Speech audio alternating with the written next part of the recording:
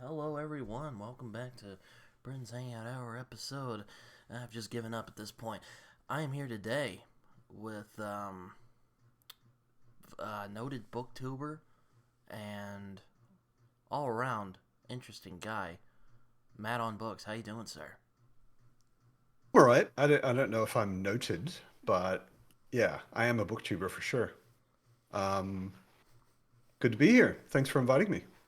Yeah, no problem. It took us a minute, but we're here finally.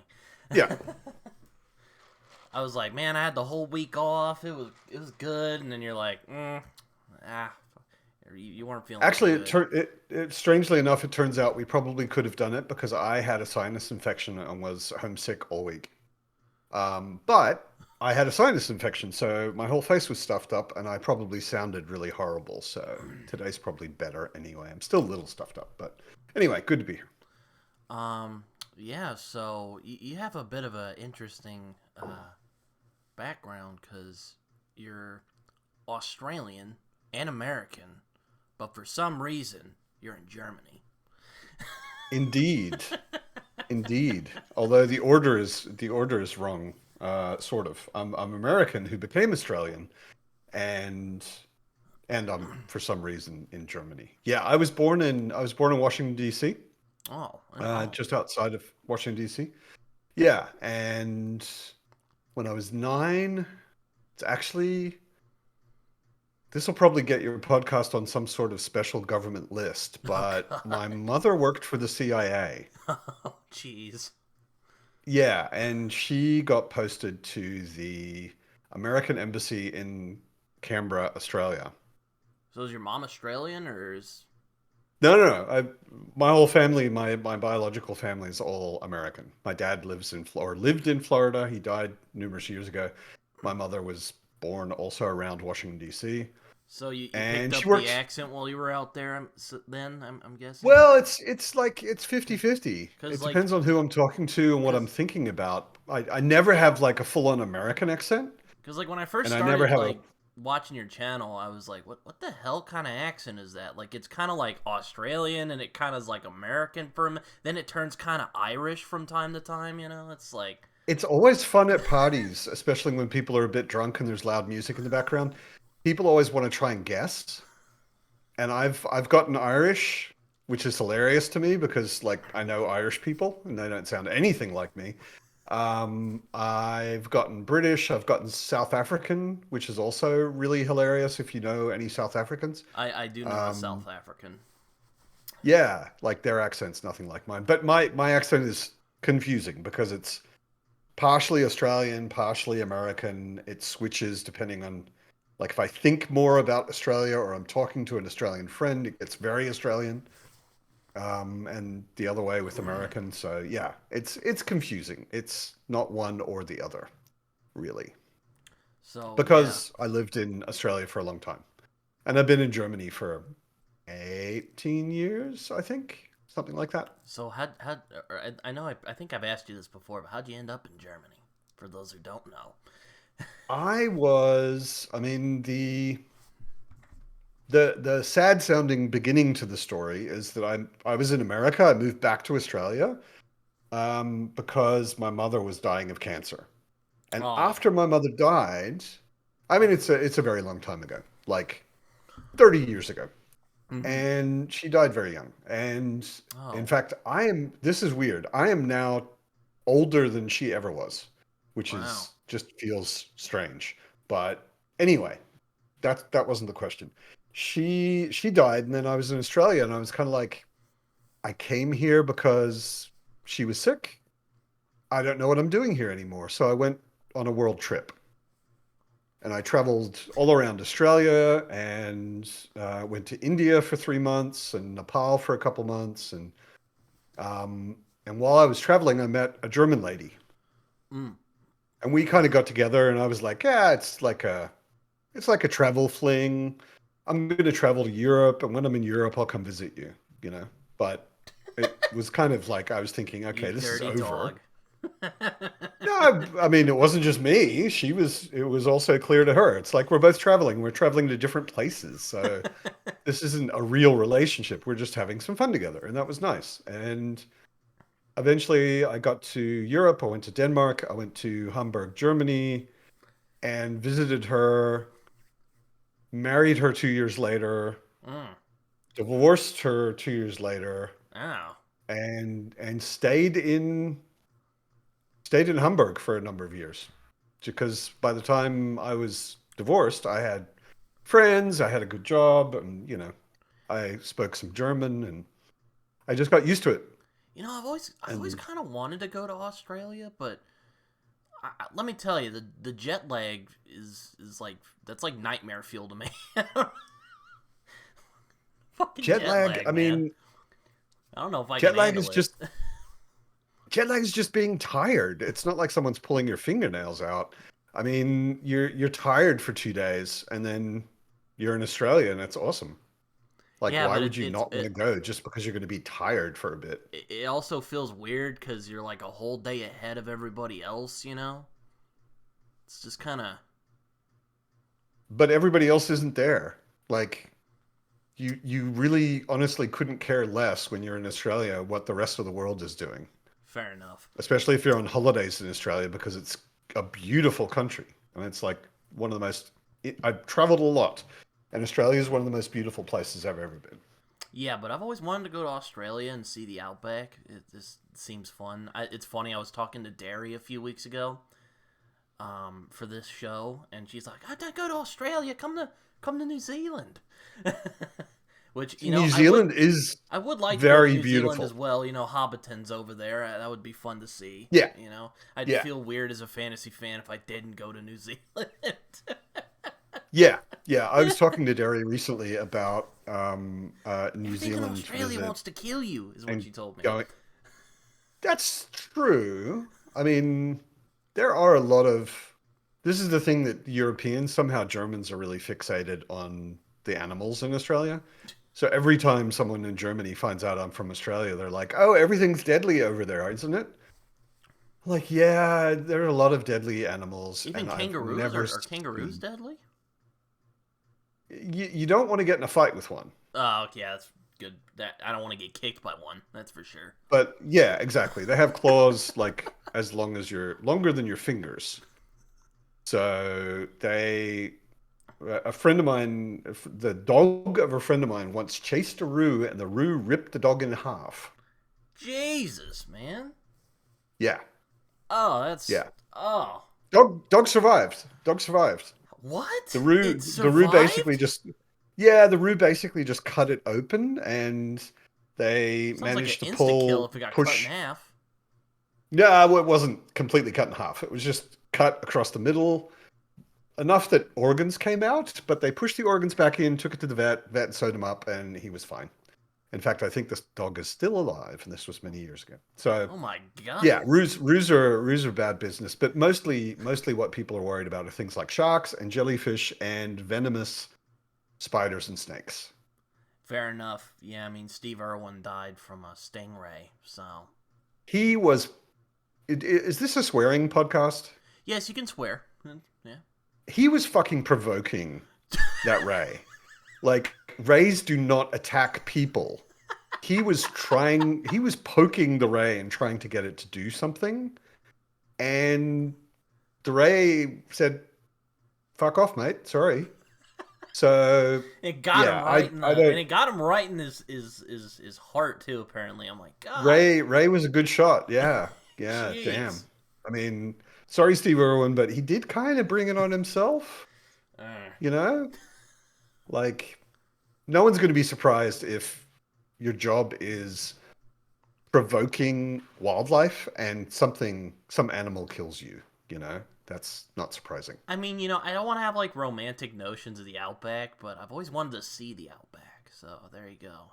It's So the outback is an interesting thing because like everyone who's not Australian talks about the outback as if it's a place.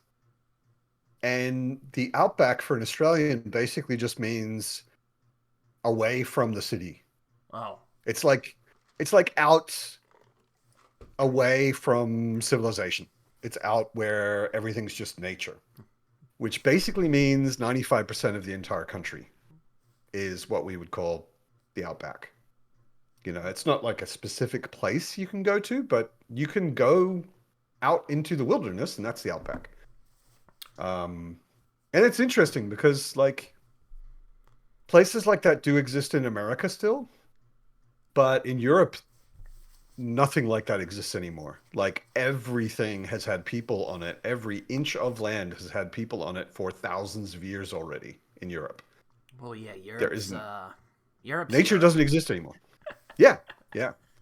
Um, in America, it's disappearing slowly, but Yeah, and in America and in Canada, we still got some land, yeah, but I mean, like all of the national land that's parks. useful is being used. All of the land that isn't being used is either international park, so it's not outback. It's not what we would call outback, or it's useless land, which means it's probably also boring to be there. You know? Yeah, I mean, I'd probably be one of those yokel Yankees who's running around. And I'm like, oh, look at all this cool stuff. All these Australians are like, this fucking guy. As long as Fucking you don't get idiot. yourself killed. There are numerous tourists every year who do something really stupid. Usually it's deciding that they're going to drive across the desert. Oh, don't do that. You're just you're just dancing with It's 4,000 kilometers. Like it's like driving all the way across Australia is like driving from Washington D.C. to Los Angeles. Oh wow, it's a long time. About the same size. Yeah, yeah. It's all the way across the U.S. is basically the same. And driving across that, where like 70% of it is really hardcore desert, it's you can do it. It's not impossible. There is a road, but you need to be well prepared for desert. Like have a lot of extra petrol with you, have extra tires with you, have water with you. Yeah, I'd Um, probably just bring a yeah, shitload of water. Oh my god. yeah, yeah. Water is important. I mean, the other important thing, and this could save someone's life because this is usually how the tourists die, is they drive across, car breaks down, and then they look at a map and they're like, "Oh, we can walk to the next town." No, you can't. It's a 50-degree desert. I don't know what that translates to in American temperature. Really hot. Let me have it. It's Cause, 50 cause in it's like Fahrenheit out here, or not Fahrenheit. Yeah, it's Fahrenheit. Fahrenheit. Yeah, it's Fahrenheit. 50 in Fahrenheit is 122 degrees Fahrenheit. Jesus. Yeah. That's the sort of in a lot of places in the summer that's kind of normal in the desert. Not in the cities, but in the desert. So the thing that'll save your life, if that ever happens to you in any desert, do not leave your car. Whatever you do, your Yes. car is the only shade you're probably going to find anywhere nearby. And it's the thing that people will find if anyone finds anything. And if you're in it, they'll find you. If you go for a walk, there's a good chance you'll just die in the desert. No one will ever even find your body. Happens every year to some stupid tourist. Oh jeez. I mean, well, I'm hoping to read a western set in Australia next year called Which one? Only Killers and Thieves is what it's called. So yeah, I'm looking forward to that one. Oh, I've heard of it, and that "Only Killers and Thieves" is actually a quote from somewhere because that's something someone said about Australia that, like, This the original right here. Australians. Whole Howarth. Uh huh. Okay. Looks Yeah, don't know it. yeah. Cool. This book my dad gave me. I'm gonna read that later. Um. Yeah. No. It's. I've also seen The Proposition, which is a Australian Western film.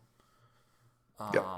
Which might be one of the darkest westerns I've ever seen. Bar maybe Unforgiven. The Proposition, yeah, Unforgiven's pretty damn dark, but The Proposition is right up there. Yeah, Yeah. it's pretty Yes. hardcore. Yeah, I know. I'm a big fan of westerns, Oh, movies ananyway. I, I haven't read many westerns, but I've seen a lot of movies. I enjoyed them as well. And apparently there's apparently a market for Australian westerns. I guess I don't.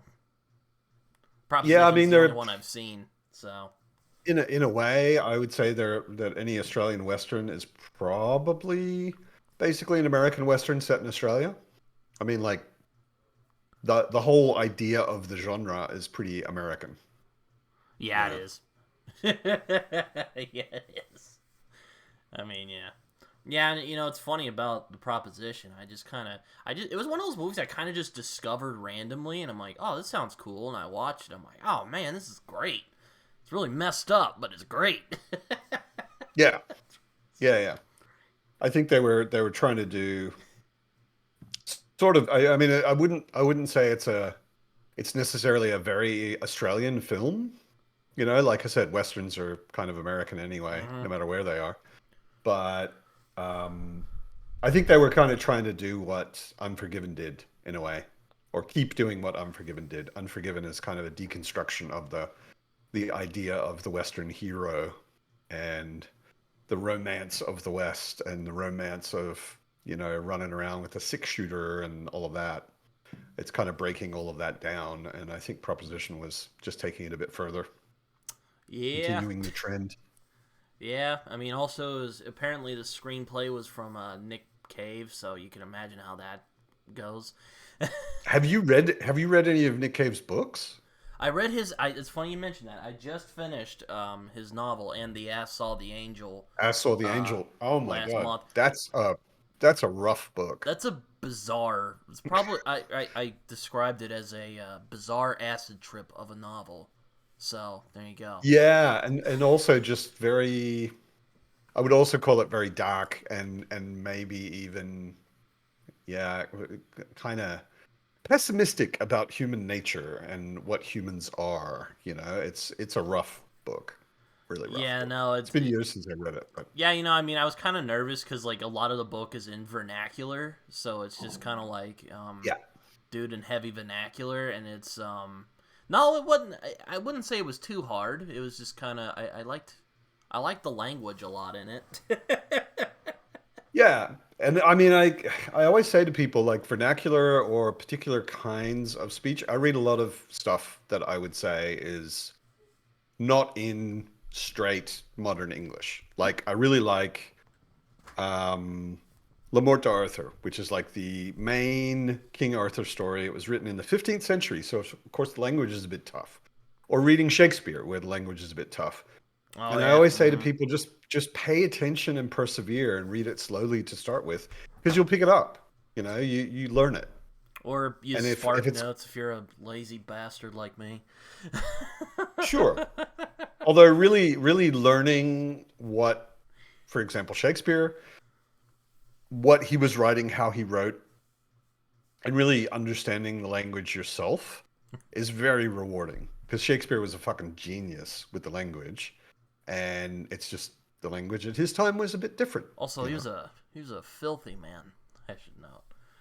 Also, and very funny, Yeah. I mean, there's a lot of really good comedy in Shakespeare, you know. If you know, country matters. I I don't was think I know. that's from Hamlet. Okay, I know some Hamlet quotes. Oh, what a piece of work is man, and so on. But I do not know that one. Oh, it's when he's sitting on her lap, or not sitting. He's laying his head on her lap. Ophelia's. Yes. Okay. Yeah, no, it's yeah, no, I mean, I enjoy Shakespeare. I kind of got into him when I was in middle school and I was in theater. And Oh, well, what okay, do you yeah. know? Our teacher taught us about him, and I'm like, oh, this is cool. If you're going to be in theater, you need to be familiar with Shakespeare. Absolutely. Yeah, I know. I enjoy him a lot. Um, my favorite of his is either Richard III or Macbeth. It's kind of tied. Yeah. What would I say would be my favorite? I'm actually a fan of Romeo and Juliet, but that's just because it's mostly because I am a fan of Florence and the Renaissance period, especially in Florence. Um, but also, yeah, maybe it's also one of the Henrys. I always forget which Henry because there are more than one, but I think it's Henry V, with the Battle of Agincourt in it, and that is also Kenneth Branagh did a remarkable movie Yeah, adaptation of that. his Shakespeare adaptations tend to be very good. I like his Hamlet Yeah, one a lot. Um, yeah, yeah, much better than Mel Gibson's, that's for sure. wait, Mel Gibson did Hamlet? Indeed, When? Mel Gibson produced, I think, produced, directed, and played Hamlet. Um, Like on in and it theater, or was was this a film? no, it was a movie. It's a movie. Oh, have you seen the Baz Luhrmann Romeo and Juliet? Indeed, I love it. I mean, it's super crazy over the top, I was about to say, I'm but like, I don't know. I it's not like I wouldn't call it like a true Shakespeare adaptation, but I thought it was really. I mean, Baz Luhrmann. Like if you're gonna watch a Baz Luhrmann film, you have to be ready for camp Yeah. and kind of crazy costuming and atmosphere and all of that. But if you like that, it's really good. Yeah, no, I was talking with my friend Amanda about it the other day. I'm like, when you watch I've never had a hangover before, but watching his movies are almost like cinematic you're it's so just like it just oh man, how do I describe this? It gets like so like it's so like big and bombastic, and you're just like, oh god, and it feels like you have a Yep. hangover after it's over. I'll put it this way: Yep. it's Uh, watching his movies are like you've partied really hard and then you wake up the next morning and you're just like, oh, what happened? It's like that. yeah. Have you seen Strictly Ballroom? No. Strictly Ballroom was, I think, his first film, or at least um, his first film that got any kind of traction. And it's very much an Australian film. It's set in Australia. It's like there are places in it I've been to in Sydney, and it's about this couple that does ballroom dancing, which sounds totally boring or something you wouldn't want to watch, but it's really good. Strictly Ballroom is very, very cool. And it's not he didn't have the money and the reputation yet, so he couldn't do things that were like insanely over the top. Like Romeo and Juliet gets pretty insanely over the top in places, and Yeah, some of like if his you see like the Moulin "I bite Rouge. my thumb at you" scene, it's pretty Yeah, ridiculous. Like Jamie Kennedy's like, "I bite my thumb at you." Yeah. yeah, I will say I do love John Leguizamo as Tybolt. He's fucking hilarious. He's just like, "Peace. I hate the word." And he like fucking flips his thing off and he has guns and it's just love it. yeah. It's so And stupid. I thought the like with the costuming and the production design and everything, I thought the adaptation to a more modern time was actually really well done. Like all the Capulets are wearing like these Hawaiian shirts, and all the Montagues are dressed up in sharp, dark suits and everything. I thought a lot of it was really, really well done. I enjoyed it, Leo was fun but as Romeo. He brings yeah, his. yeah, I thought he was actually a pretty good Romeo. And what's her name? Claire Danes was a perfect Juliet. I thought the whole thing was pretty well done. I mean, it wasn't like a Romeo and Juliet production, Oh, it wasn't even in like my where top. I hate to disagree with you, but that's not even my top five Shakespeare adaptations. no, no, no, no. That's what I mean. I liked it as a film. I also wouldn't put it in my list of Shakespeare adaptations, Yeah, pretty no, I much at mean, all, uh, because it's a good film that is loosely based on Shakespeare in a way, well, I mean, what are some? but it was Ron fun. is probably my favorite Shakespeare adaptation. That's I don't know if you've ever watched Akira Kurosawa's Yeah, films, yeah. but I Ron think is I've his kind seen of all of Akira samurai take Kurosawa's films. on King Yeah, Lear. Yeah, yeah, Amazing movie. Just yeah. oh, so good. To be honest, I found Run overall kind of boring. Really? Um, yeah, I thought it was just kind of a, it's all right. Um, I think there are certainly Kurosawa films I enjoyed more. Fair enough. I mean, I've only Um, seen a couple of his. I saw Yojimbo, which I really liked. yep, Ikuru, which almost made me cry, and I also saw Ron, which was also very good.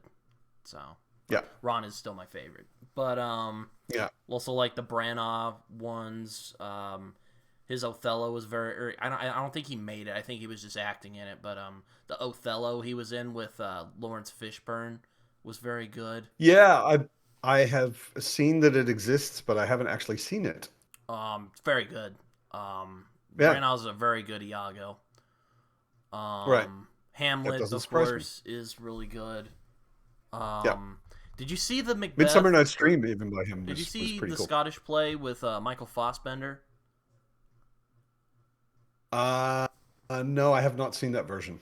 Oh, damn, it's so good. Like Okay. it's like Macbeth as an acid trip. I love it, and Michael Fassbender can convey just unhinged. Like Fassbender he's is like phenomenal. he's a remarkable actor, no question. I mean, you probably already. I don't know if you've seen 12 Years a Slave, but if you've seen that, you probably already knew he I've could not. be unhinged. But man, he can. Like, when Macbeth really starts freaking losing it, like, man, he conveys that so well. And they even add Uh, some parts to it that make it really. That I really enjoyed a lot. Um, what are some other ones? I mean, yeah, kind of a guilty pleasure, but I do like 10 Things I Hate About You. I have not seen that. Even though I don't love Taming of the Shrew, because a lot of it is just, that's really Oh, okay, ah. so it's really just based on Taming of the Shrew. Yes, Okay, I not a did not know that. Like I said, I haven't seen it. not a fan of Taming of the Shrew. Well, I it has its don't know. moments. I don't think I've ever read it actually. Um, and it's always sounded like one of the ones I would be like, yeah, whatever. Not that crazy about. Um, God, there's been so many Shakespeare adaptations. Like it'll boggle the mind. Um, Yeah, I mean, he's like one of the most classic anything authors in English history. It's not surprising everyone's been adapting. Actually, it's funny. I was just an hour ago, I was writing on Twitter with Andrew Meredith, um, and he had said something like, "If you've only read Shakespeare, you haven't actually experienced any of his plays." The way, no, actually, I think the point of his tweet was, "I wish teachers would teach Shakespeare by showing students performances." I would Right? agree with That that. if you're only reading it, that's not the play. Um, a written play is just a record that allows you to perform it. Like it's not being written to be read; it's being written to be performed. Mm-hmm. Um, and I totally agree with that. It's like there isn't reading it isn't anything compared to having it performed, seeing a performance, whether it's a film or in the theater, by some really competent actors. It's a totally different experience. Yeah, I know you. I know you've said as you say on your channel, you cover fantasy mostly, science fiction occasionally, and comics only Sometimes, sometimes. and comics. No, other way around. Science fiction sometimes and comics occasionally. Yeah. Oh, I should note one of my favorite arcs of the Sandman comics, which I hope Midsummer you've Night's read. Dream. Love the Shakespeare arc though; it's so good. Yeah. Oh, Yeah. aside from the Me too. serial killer convention, it's probably my favorite part of that series. Yeah. Although I thought the serial killer convention was some nice comic relief, but Super dark the though. Oh my god, yeah, it's such a yeah. mess. It's I so mean, funny and bizarre, but it's also really messed Corinthian up and just as a scary. character is just like nightmare fuel. But yeah, he is a nightmare literally, so makes sense. But yeah, the Shakespeare bit, the performance of Midsummer Night's Dream by the fairies themselves, Yeah, it's beautiful. it's genius. I read Sandman. I read Sandman. This is a generational thing. I read Sandman when it came out in individual issues Oh, in the 90s yeah, when I was in I wasn't even university. alive yet. Yeah, exactly. And then I read it again at some point years ago, and I just recently read it again last year, and it's some crazy good shit.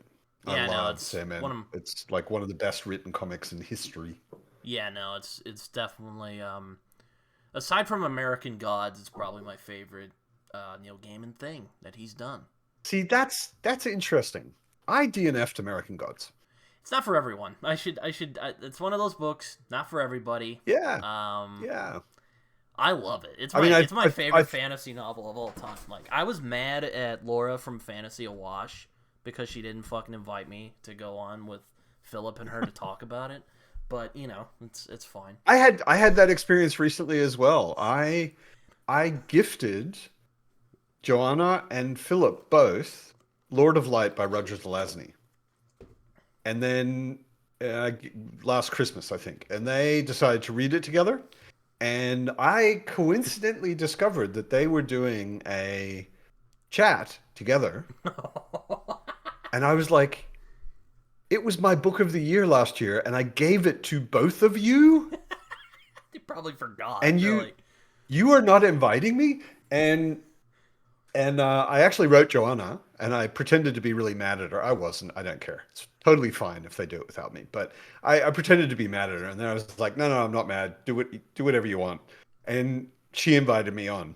She was like, "Actually, it's really stupid that I didn't think to invite you."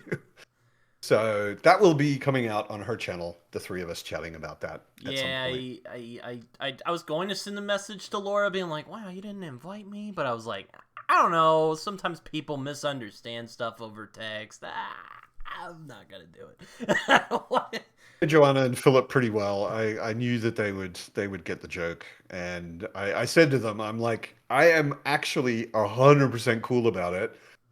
If you want to do it with just you two because you read it together, that's totally fine. If you're interested in adding a third perspective, I'd be up for it, you know. Yeah, So Zelazny is one of those we'll authors see. I've always wanted to try. I just haven't gotten around to it. If you There's do, there's this big omnibus of the Chronicles of Amber in my local bookshop, and I'm like, on my shelf right up there. Yeah. oh, I'm like, should I pick that up? You know, someday, someday I'll pick. You know, I'm actually thinking of doing his Night of Lonesome October first, because it's I'm like, you know, just from the sounds, Yeah. like it sounded appealing to me. I'm like, ooh, this sounds cool. I want to read that. You know.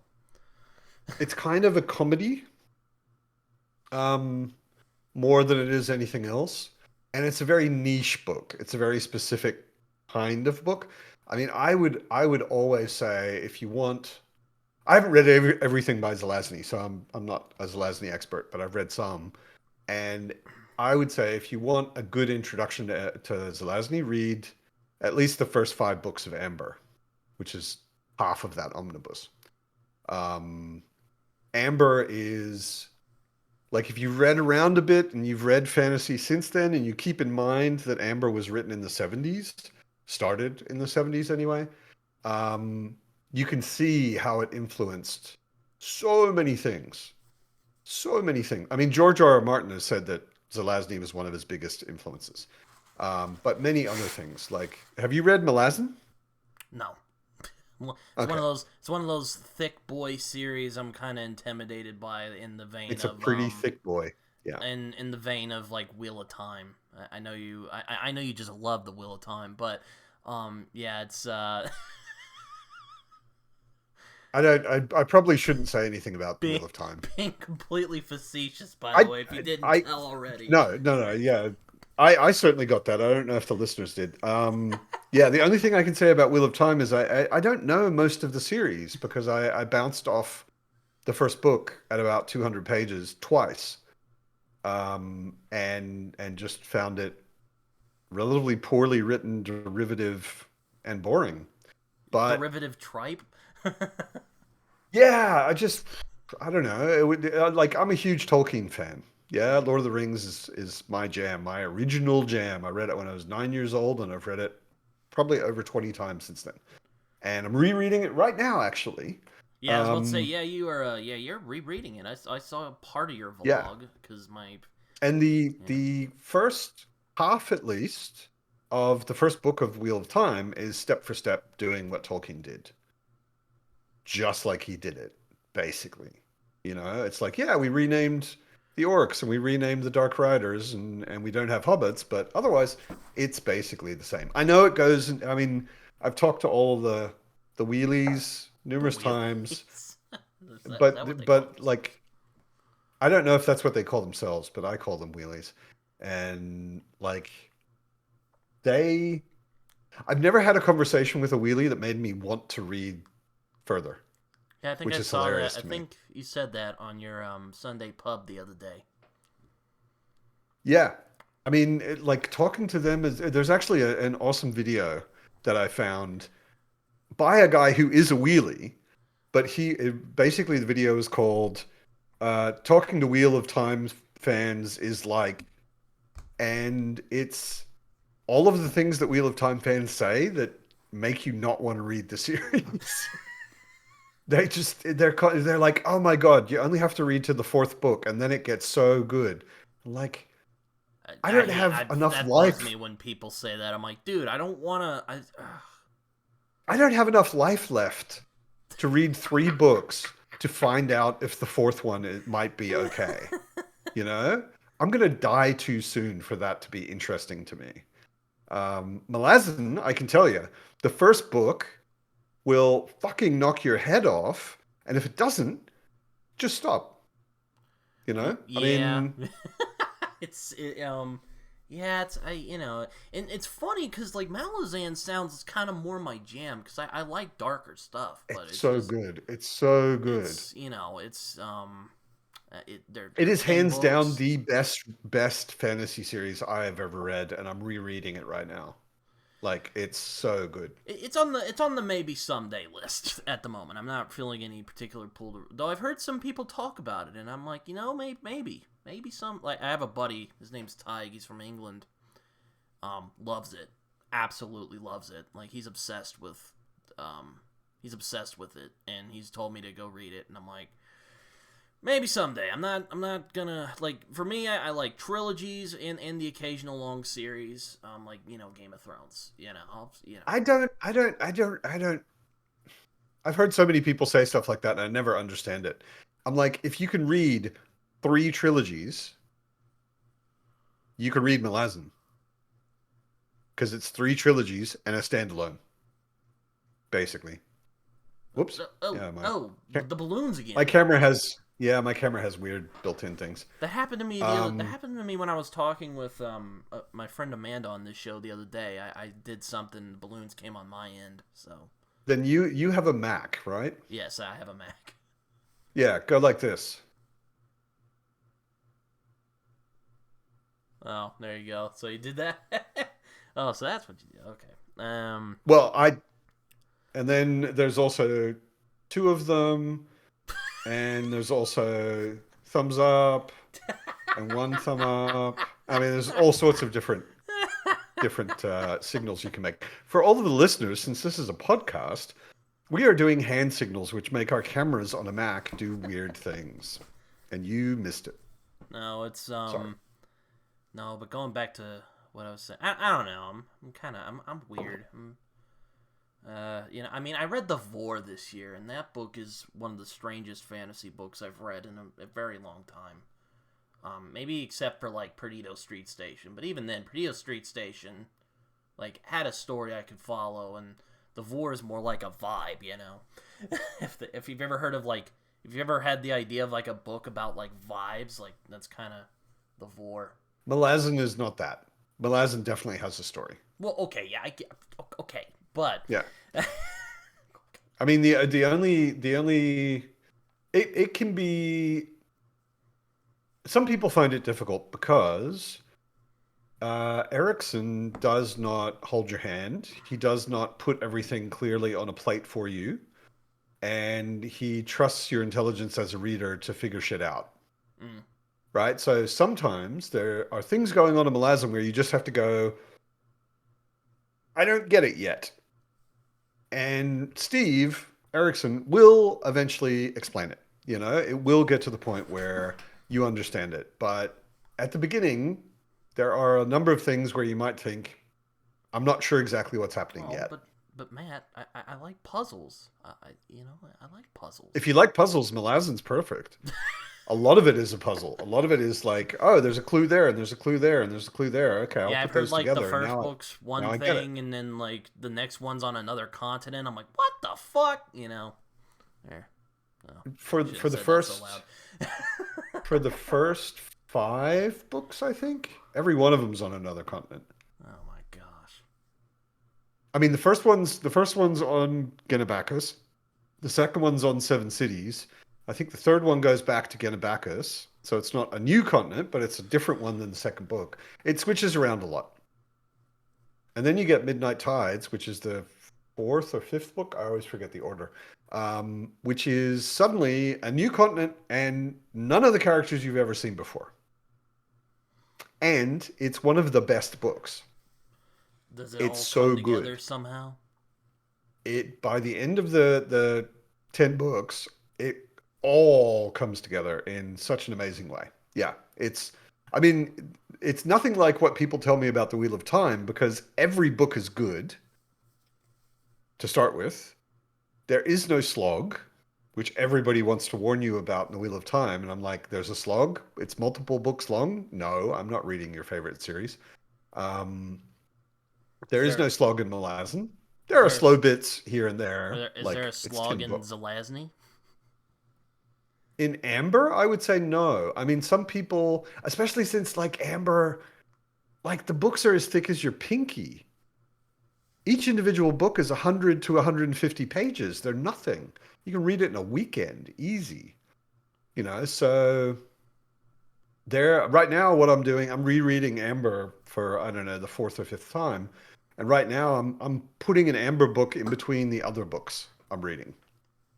You're a busy man. So I read a lot. I Um, do too. It's I like reading. yeah, What are you yeah. reading right now? Well, I finished The Republic of Thieves finally last night, which a lot Okay. of people have said is the lesser of the books, and I can see why. Yeah. It's funny you mentioned Yeah. Renaissance Italy, because the Locke Lamora books are very much inspired by that, so I imagine that's your Yeah. jam. It has a very Venice feeling. I do hope to um, read the copy of The Green Knight that I have here, because I got the one with the movie tie-in That's copy. right. You showed that at Um, the Sunday pub. I haven't read it yet, but I hope to read it today. It's only about like 60 something pages. I'm like, oh, I can knock that out in a day. 60 Um, pages. or not 60 Okay. pages, but like 60. It goes from like page 4 to like page 78. So Wow, okay. that's like 74 pages? 70. Yeah, I'm like, yeah, I can knock that out in a day. Yeah, Um, absolutely. I mean, um, that's like a bathroom break. yeah, no. Apparently Tolkien did a version of it, which I'm like, I might read that as well at some point. Um, I'm interested. I mean, I've since I started my channel, I've slipped into the not only the reader stream, but also the collector stream. And well, I mean, I've been I only collect I collect books because I want to read them eventually. Yeah, and I collect some books. I don't collect books that I don't want to read, or that I have actually. I don't think I've bought any nice editions of anything that I haven't already read, but I do buy some books just because they're beautiful objects. Like Sure. they're remarkably well made, well bound, beautifully So designed, the perfect Folio Society typography. stuff. Folio Society, Subterranean Press, whatever it is. I'm There are hoping lots of these to different start presses that do this. City of Thieves soon. I'm hoping that David Benioff can write better novels than he can TV shows, but I digress. I do Um, not know. I've never read a um, David Benioff novel. and Mr. Timothy by Louis Bayard, which is That's right. You mentioned that on the a weekend as well. I started reading it. I've only read about like 30 pages though, because I just been ridiculously busy. But Okay. but yeah, Green Knight is yeah. I actually asked Tony from An Erudite Adventure if he wants to discuss it with me at some point, but I haven't heard back from him yet. I saw the film, and funnily enough, David Lowery, the director of the film, did the foreword of this copy.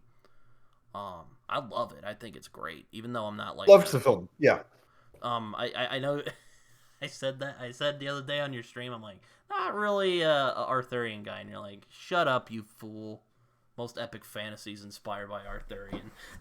You're like, how do you like fantasy Like, and not like Arthurian? Or something like that. yeah. I mean, like, pretty much all of the ingredients that are in almost all fantasy, especially epic fantasy, Mm-hmm.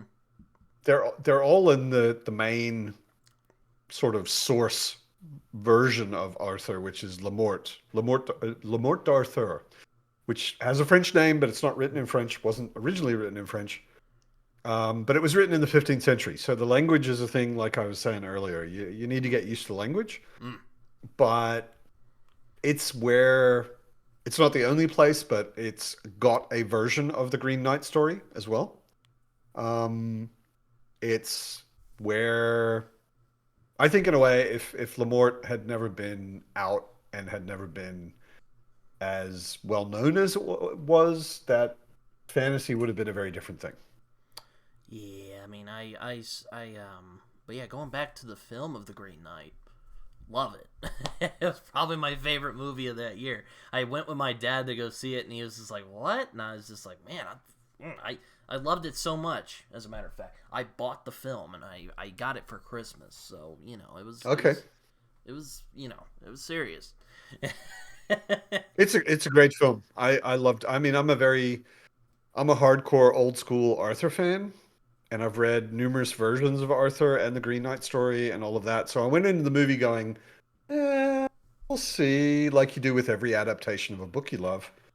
And when it started, I was like, Gawain is an Indian dude. That's interesting. Okay. I was very skeptical. And as the movie went on, I was just like, this is beautiful to look at. The production design, the cinematography was just stunning. And it covers the Green Knight story in a really interesting way because it feels very mythological. Yeah, Like that's actually yeah, I would agree with that. it's not logical, it's mythological, you know. There are a lot of things in it where you're like, I don't really know how that happened or how you got there or whatever, which is very mythological logic, you know. Um and it's a gorgeous film. I really enjoyed it. I should actually rewatch it sometime soon. Yeah, no, And my by the end I was like, they picked the right actor. This he's Indian, but this guy is so good in this role, you also know. Ralph Ineson as the Green Knight was just Yeah. so good.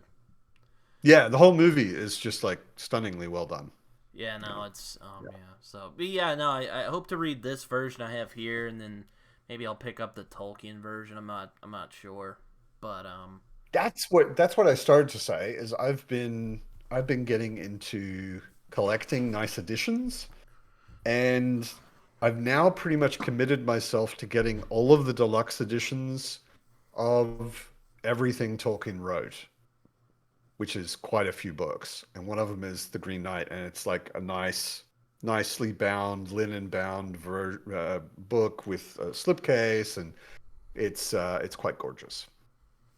He also wrote a version of the Arthur story called The Fall of Arthur, um, which I will also eventually get.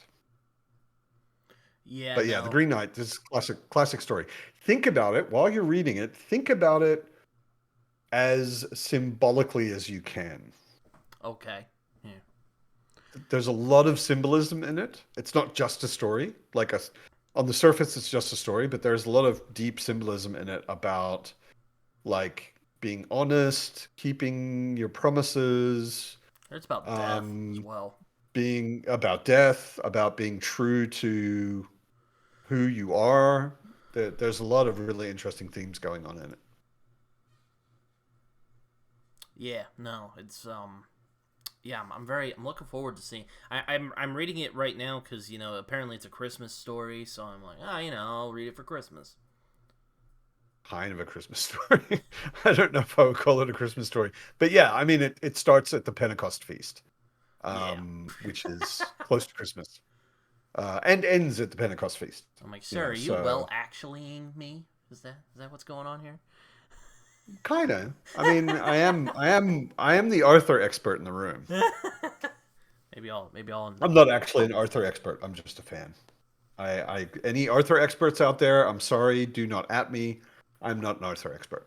I've just read a number of different versions and I love it. So you know about like Guinevere and Lancelot and Arthur, Mordred and the Holy what caused Grail. Arthur's downfall and all of that sort of stuff. Yeah. I forgot what caused. Wasn't it Mordred who caused his downfall?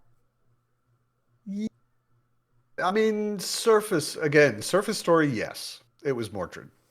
What really caused Arthur's downfall is he tried to murder Mordred when he was a baby. Well, that's a bad thing. Yeah, nobody really remembers that about Arthur. Like he's meant to be this glorious king in Camelot and the flower of chivalry and all of that, but when he got a prophecy that his son, which was born with a woman he just sort of casually slept with, that when his son was born, he would grow up to kill Arthur. So Arthur found out what day Mordred was born on, had Merlin collect all babies in England born on that day, put them in a ship with no crew, and send it out to sea to crash on the rocks. And all of the babies in the ship died, except Mordred. That's how Arthur kind of began his rule as king. Jesus. Yeah, yeah, not good, Have you not read good. And that's the spiritual cause of his downfall, have so you to speak. have you read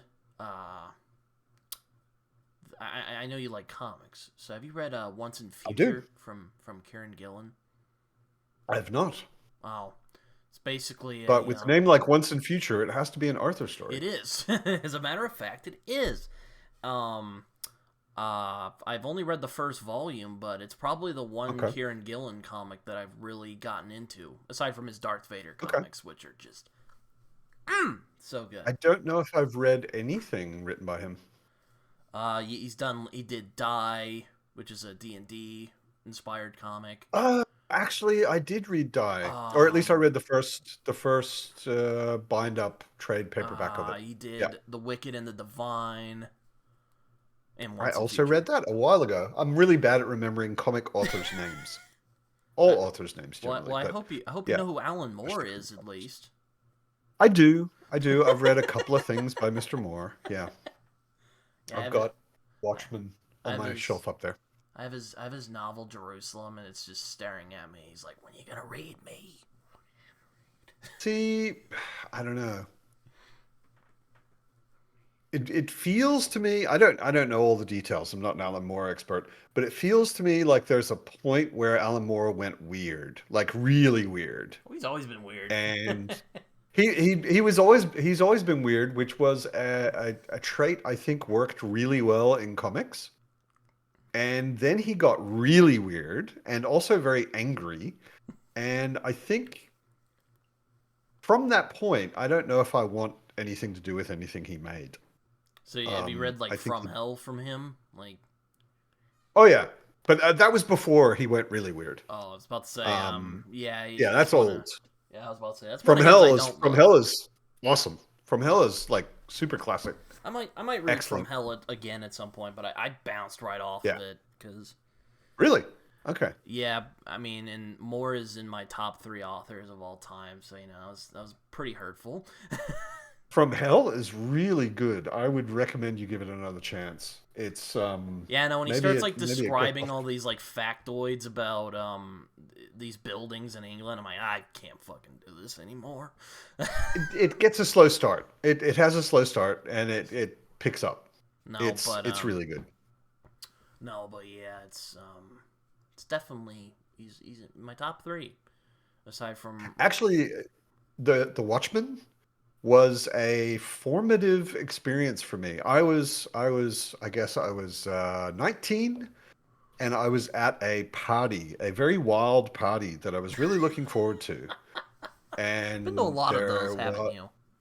Because I've heard you talk a lot about going to parties.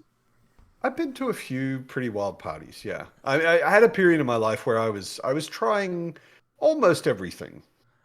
So I this was one of those parties. Like lots of very interesting women, lots of very interesting drugs, plenty to You drink, some dirty good dog, you. food, all of that. I was looking forward to this party, and I got there, and Fitz, no, not Fitz. Fitz is my cat. Fritz was his Oh, name. I haven't seen Fritz in a long time. Fritz was this very strange dude I knew who looked a bit like Alan Moore. And I walked in, he gave me a beer, and we started talking. And I was like, "Yeah, I was just reading this comic. I don't know what it was. Might have been Sandman. I was just reading this comic. That's why I'm late. I got really into it." And he was like, "Oh, have you read The Watchmen?" And I was like, "I haven't even heard of The Watchmen." And he was like, "Oh, okay. Come here." And he took me into the back room of his flat where there were no people. And he said, "Sit down. I'll be right back." And I sat down in this bean bag. And I was like, "What the fuck is going on, Fritz?" And Fritz comes back and he's got a stack of the individual issues of The oh Watchmen. He wow. was like, he was like, "You're missing the party. Read these." I was like, "But I don't want to miss the party." He was like, "Shut up and read. You won't regret it."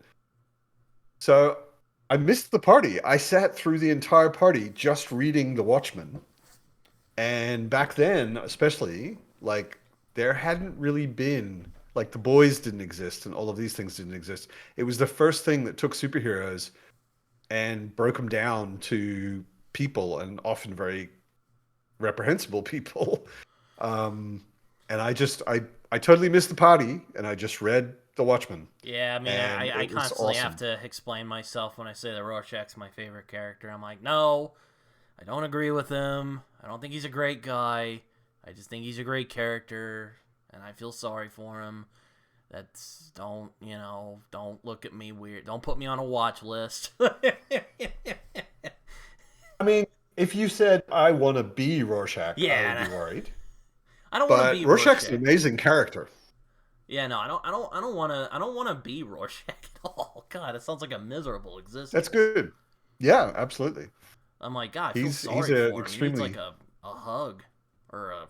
He yeah. probably wouldn't let you hug him. He'd probably kill He, you. But he needs a lot more than a hug. I he think needs he like a needs years hug, of a therapy. shower, someone to like therapize him and not go crazy. It's yeah. What he probably really needed was a prison cell and just leave him there because he's a scary, dangerous individual. But yeah, there are good reasons for it, and yeah, no, it's such a good comic. Yeah, Watchmen no, is it's like amazing.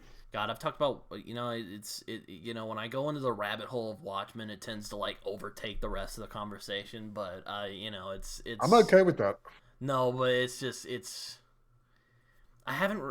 What I like the most about Moore's comics is they don't feel like your average comics. They're just like I don't care for the term graphic novel, which funnily enough, so does Moore. Moore also doesn't care for the term, but if there ever was a term, if there ever was a comic that justified being called that, it is Watchmen for me, or one of them I anyway. I think in a way, but I mean, because I'm old, I've seen all of this happen. Like I was reading comics when I was a teenager, graphic novels. The phrase graphic novel didn't exist. Graphic novels as we know them didn't exist. And for a while, graphic novel just meant essentially a bind up, like a Mm-hmm. book that is a comic. It was more of a physical descriptor. And I think it was also an attempt to make comics sound like something that adults could read. Um, and originally the Watchmen was not a graphic novel at all. It was individual issues. It was a mini series, yeah. Yeah, it was a limited series, and an issue came out every month, just like any other comics. I You know, mean, and yeah. eventually they were like, "Oh, wow, this sold really well. We could bind it up in one paperback." And And that was the first which pissed graphic Alan Moore novel I off. really remember. Yeah, which I again, I sometimes he has some points, but I think he's mostly crazy. You know, he's just an angry, crazy old man. Well, I He mean, is. yeah, I mean, yeah, no, I get where you're coming from. He's definitely an odd duck in comparison to a lot of comic writers who are just kind of like, just I'm just doing this, But I know you like a comic called Grendel, which I haven't read. My friend Joe Byrne loves it. Matt Wagner. Matt Wagner, it's so good. And Matt Wagner, who I follow on Twitter, just announced he's bringing out a hardback of the best first best story of Grendel. And there are signed and numbered editions, and I have ordered one, and I'm going to pick it up tomorrow. Mm. Yeah. No, Grendel is awesome. Grendel is really good. You can also get paperback omnibuses or omnibuy or whatever they're called. I've got them up on the shelf. Grendel's interesting because it's the really basic sort of meta story is there is a demon that has always existed and it possesses people, and those people that it possesses become great. Great in horrible ways, usually. But the first story is Grendel has possessed a guy called Hunter Rose, and Hunter Rose becomes essentially like the top organized crime boss in America. Oh shit. And yeah. And then it goes on from there. So the first one, Matt Wagner created the character and the basic idea, and he did the Hunter Rose story, but then he opened it up and let other artists and writers come in and do more Grendel stories. So there's like a Grendel history that spans 3,000 years in comics.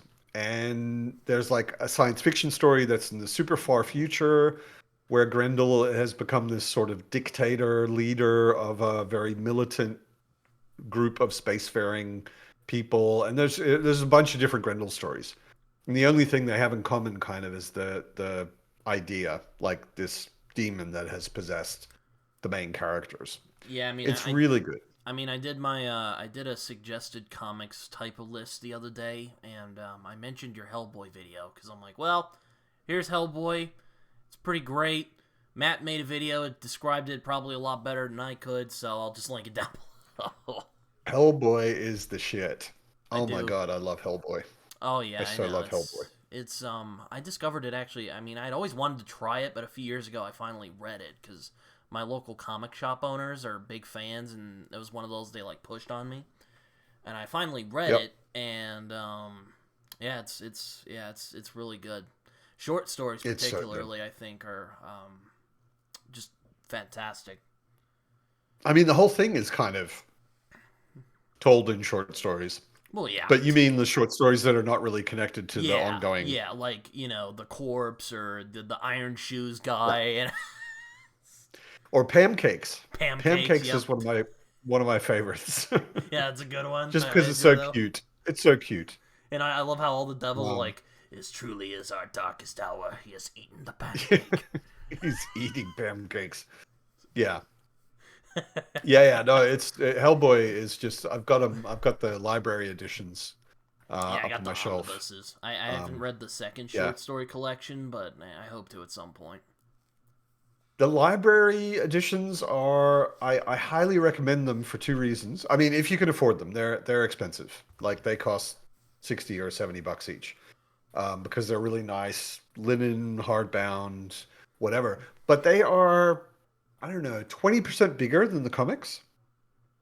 So, like all of the art, which was scanned digitally originally, they just printed it larger. So you actually get more of the art in these huge pages. It's really, really nice. But they're all really big and they're all really heavy, so you have to kind of read them with the help of a table. It's not like hold it in one hand kind of thing. Yeah, They're no, they're it's. big. I mean, even Alan Moore liked Hellboy, so you know, Oh my God, even Alan Moore.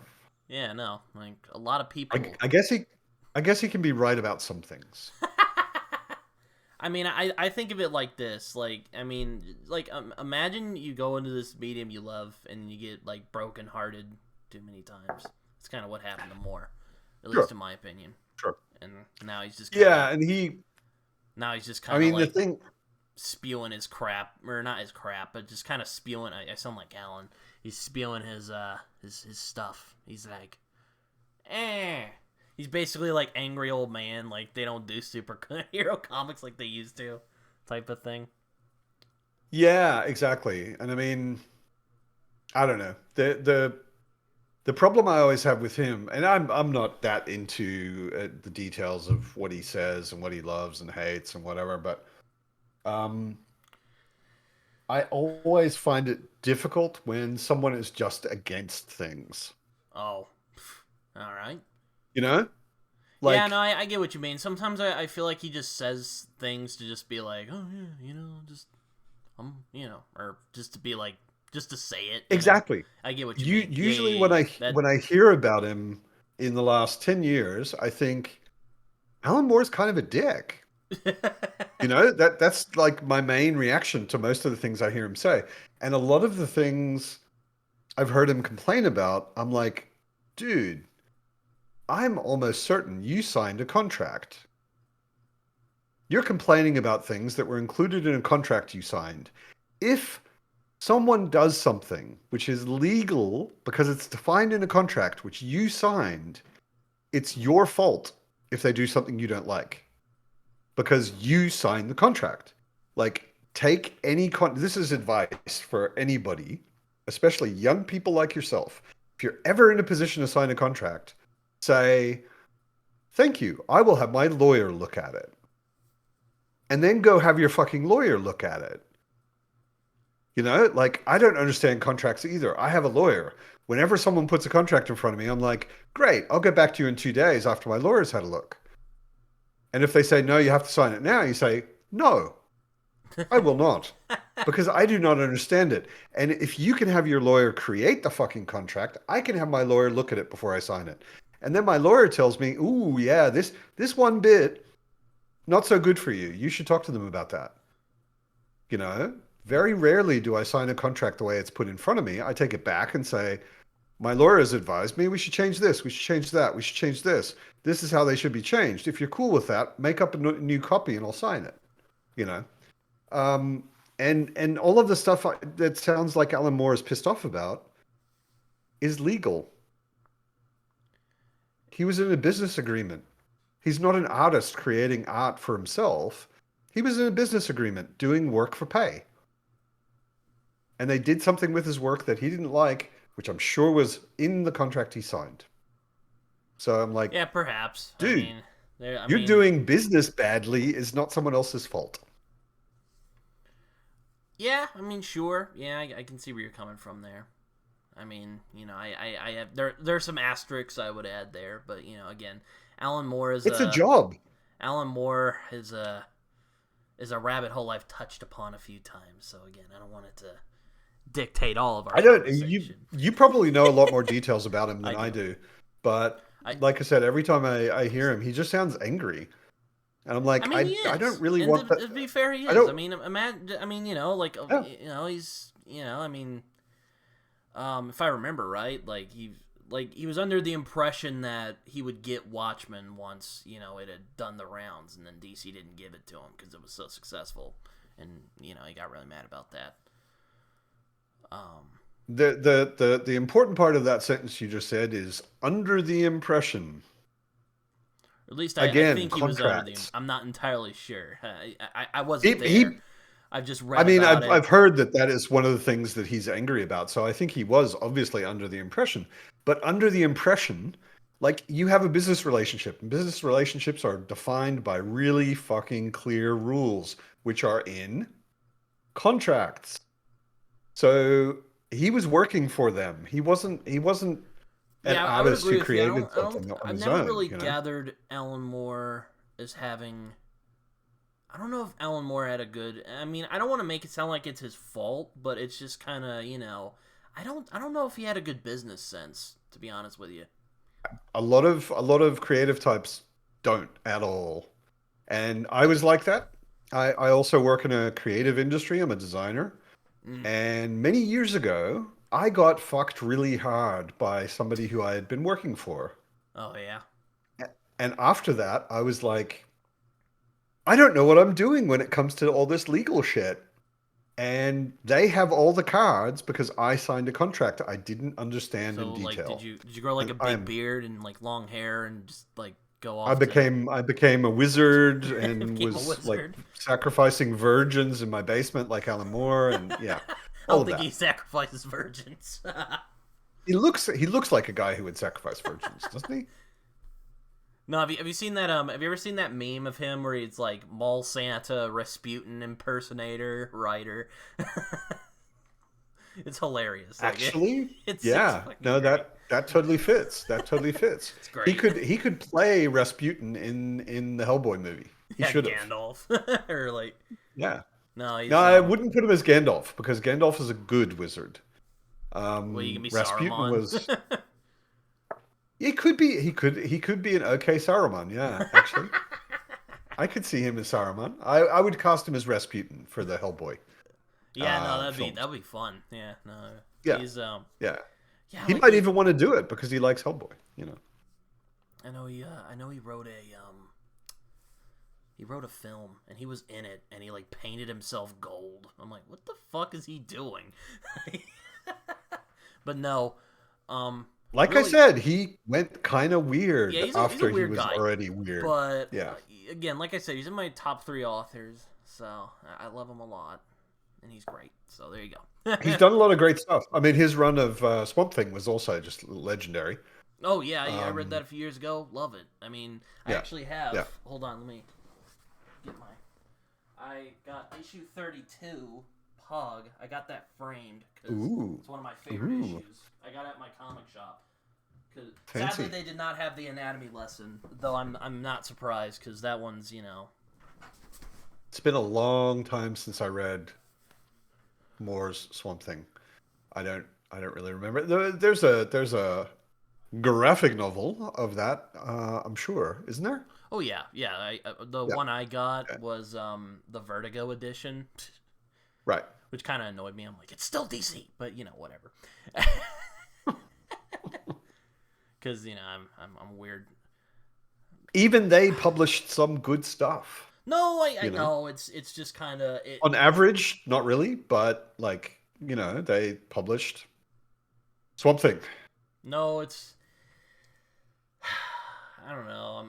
I'm always really I'm like the insistent term. Like I'm very insistent about the terminology. That's I'm just maybe it's the Oh, okay. You autism. I just want don't. it to be clear that it's DC.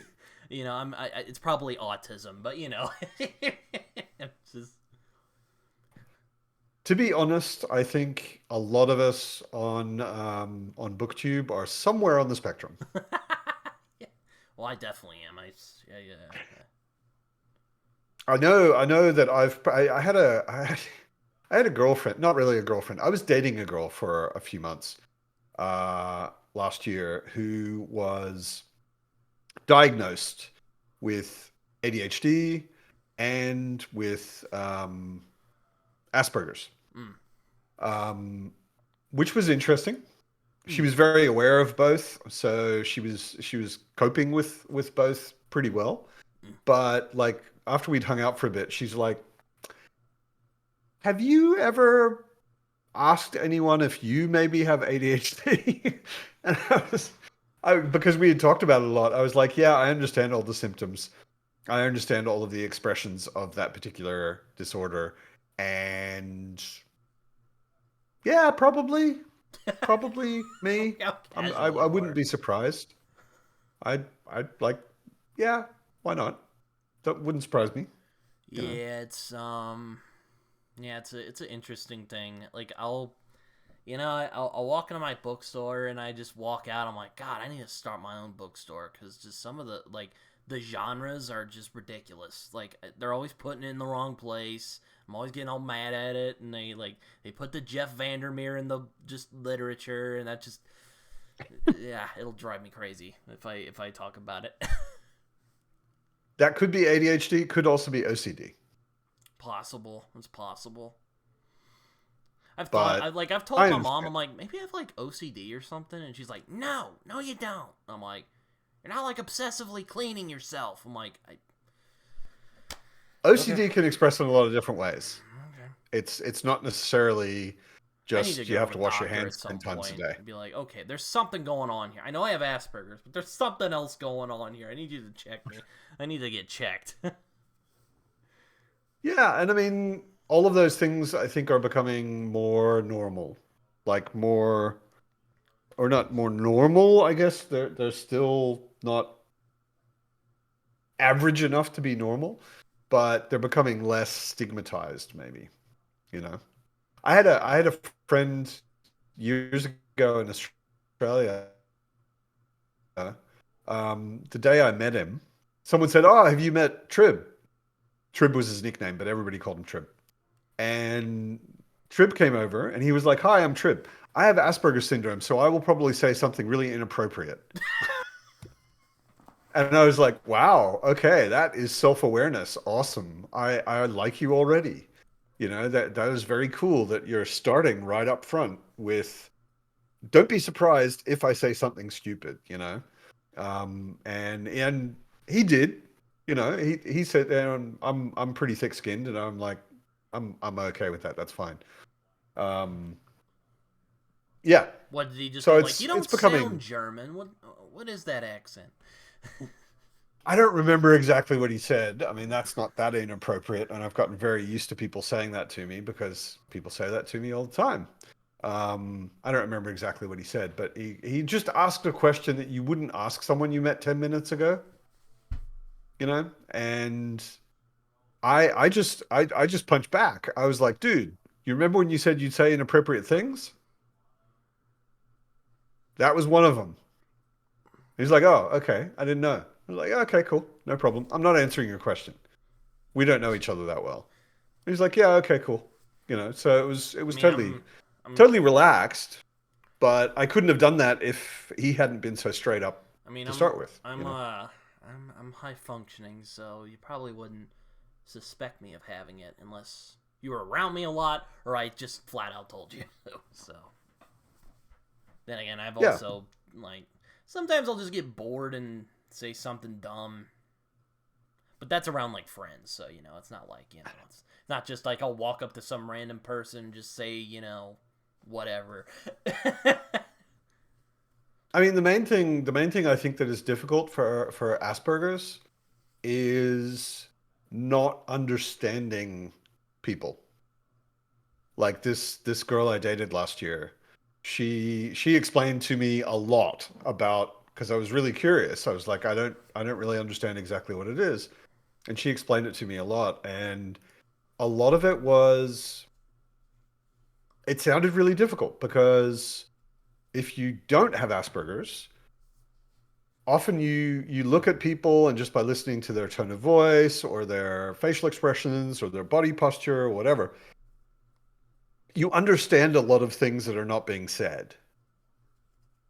And she Mm. said she just didn't. She just didn't get that. She could not read someone's emotions from their facial expression, unless it was really extreme. Like if someone was really angry, she could recognize it. And she was training herself on the subtleties of face and tone of voice and stuff like that, Yeah, and it's and getting interesting how it all works. It's not really.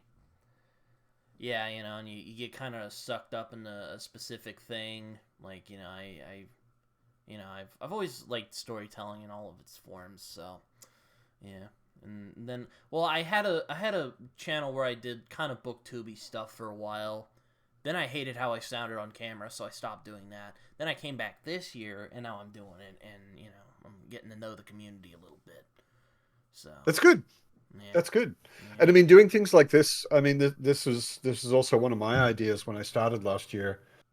Um, I've done the Friends on Books series, Mm, which is like live chats with me and three other people. And I mm, always invite people I don't know. hmm. I invite people whose booktube channels I like, and I don't really know them. I haven't really interacted with them much. And the idea is I'm just doing it basically for me to get to know people and to also promote their channels and introduce other people to them and that kind of thing. And that's been really cool. Some of the people I did Friends on Books with has have ended up being good friends now, like Philip Chase and Joanna and Tori, and these are all people I did Friends on Books with a year ago. You know, Yeah, I might. I'm um, hoping to talk. I've been trying to get Tori on here. I did talk to Philip and Joanna in June, so that's been fun. Because this year I cool. just kind of went on. I was on a roll. I was just interviewing a bunch, or not really interviewing. A lot of people say interview for like lack of. On here, I just kind of like to talk and chill and hang out with people. So it's kind of what it It's is. it's like Mike's series, Talk About Nothing. Yeah, exactly. Yeah, it's pretty much like that. Yeah.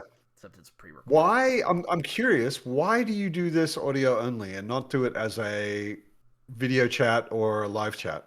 Oh no, I do it as a video. So Ah, okay. yeah, it'll be on YouTube.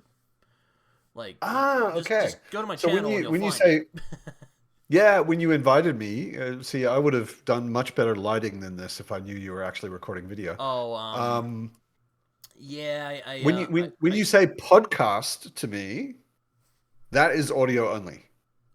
oh well when I'll put how do I put this when I started this podcast I did it in I call it guerrilla style because basically what I did was I would screen record using QuickTime Player and I would talk to somebody on my phone and the audio Okay. would go through.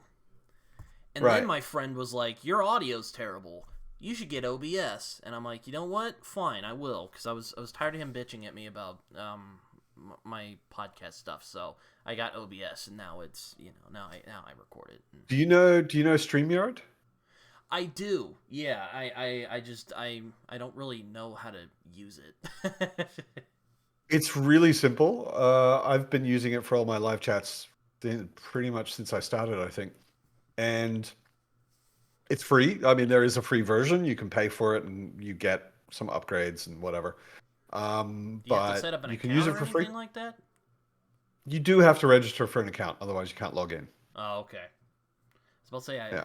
I don't remember because like I've used it like I've done podcasts with other people and I probably should have sent Right. you one of my newer episodes that I've done that are on. I've been doing that with Okay. other people because then they're like, "Oh, so you do this like audio?" And I'm like, "Not anymore," but it's. Okay. I mean, you See, look. I would have done the whole thing. The whole thing with my channel was I have, I guess one of the head starts that I had compared to a lot of people when I started my channel is I used to work as a photographer and I've done a lot of video production for a volunteer organization. So I know how lighting works. I have a good camera. I have some money, so I could buy some good lights and all of that. And I ended up with good looking stuff, pretty good looking stuff right from the start. So whenever I do something like this, I'm like, ah, I've got lights for that. I can set up something that looks kind of all right, but this is fine. I'm not particular about how I look. I like my videos to have a really as professional look as possible. I was just editing one actually. I was thinking of it when you said that you're slightly OCD about how bookstores organize their books. You may not want to watch my next video. Because I just got a new bookshelf, so I had space, so I reorganized and moved all my books. And they are not organized in any way that makes sense to anyone but me. Oh well, that's fair. I mean, I have a bunch of books laying around, so it's it. I see that. They're just like stacked on your sofa I behind you. know it's there's some I'm Not gonna even take stacked. They're just sprawled. Sprawled. Yeah, no, it's yeah, I'm actually hoping to get rid of some of them because there were some of the books that either I didn't care for or I've gotten the paperback version and I haven't gotten rid of the because I tend to prefer paperback. I don't know. I'm just I definitely prefer paperback for reading. I like it, Also, they're cheaper, so that's nice. They're cheaper and also like it's much easier to hold it in your hand for a long time Mm-hmm. and they just I don't know, feel better for the reading I mean, I experience. don't mind hardback. It's fine.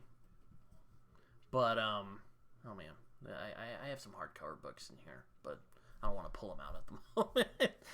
I want to pull them out. Stuff that I'm getting just to read, I just get paperbacks. I don't get hardbacks. Like I said, I've gotten into the collecting thing a little bit in the last year, and I've got some editions which like Folio or Barnes and Noble, nice hardcover. They've done a bunch of, especially classics. They've done a bunch of nice hardcover, semi special editions, I call them, um, which look pretty nice, but they're not like really, really nicely made. And I've been getting more and more of those. And my Tolkien collection of hardbacks in slipcases, deluxe edition stuff is growing. Yeah. Yeah, no, it's there's there's a couple of collected editions I've wanted to get over the years, but yeah, I'm just kind of, you know, I well, usually when I get books, I want to read them, like I said before, so it's not, Yeah. I don't know. This is why I own two copies of a lot of books. Yeah, I no, I mean, have maybe I'll get it. I just bought Maybe I'll jump I on the just bought a Folio Society paperback. train, but Yeah, someday. if you've got But some money, I mean, Folio Society is not cheap just for like a book, which you're probably not going to read, you know, because it's so nice you don't want to touch it, you know. It's really about the collecting, not no, about the reading so much. but Like I think all of the Folio Society, yeah, all of the Folio Society books that I own, I also own a paperback edition, yeah, you know. no, it's interesting how it all works. I mean, oh man, on another note, I remember you did a Yeah. video a while back of a kind of pet project you were doing, which is actually a pet project I've wanted to do for that I've been kind of. I want to do it. I'm kind of doing it, but there's other books I've been reading. But you've been reading fantasy books that were written before Tolkien's, or not Tolkien's time, but were written before Lord of the Rings came out. Yes. Which I thought was interesting because I had a similar goal a few years ago, except it was 2020 and Yeah. COVID happened and I got really depressed. So that didn't So work did out. I. High five. Yeah, but no, that didn't work out. No. But yeah, like next year I do hope to read like Gormenghast because I have a friend of mine who loves that series and um it actually sounds really fascinating, and I've been trying to look for books that aren't as clearly Tolkien inspired. Like I read Perdido Street Station last year, loved it, and I read The Scar as well, which I also really enjoyed. I mean, and it also made me go like, dang it, I wish China Mieville wrote more books in this world. It's so fun and it's so cool and terrifying and weird. He's got I read the Baslag all of the Baslag books sort of as they came out years ago and loved them. And then I tried some other stuff that wasn't Baslag, but it was Mieville, and I was like, yeah. No, the main thing I really enjoy about that he's written is the Baslag books. Yeah, no, I think Perdido Definitely. Street Station might be my favorite of his, and then The Scar. It's Perdido Street. Yeah, definitely for me as well. Perdido's And awesome. I mean, I've heard some people say they like The Scar more, and I could see why. And you could argue it has a better story, but I just with Perdido Street Station, I love that adventurous tone that it has. It like you want to Yeah, explore the city as like a yeah. shithole as it is. Do you play role playing games? I do, yeah, I do. Um, So do I, and I have most of my life. And Baslag was like immediately I got into those books and I was like, I would love to play in this world.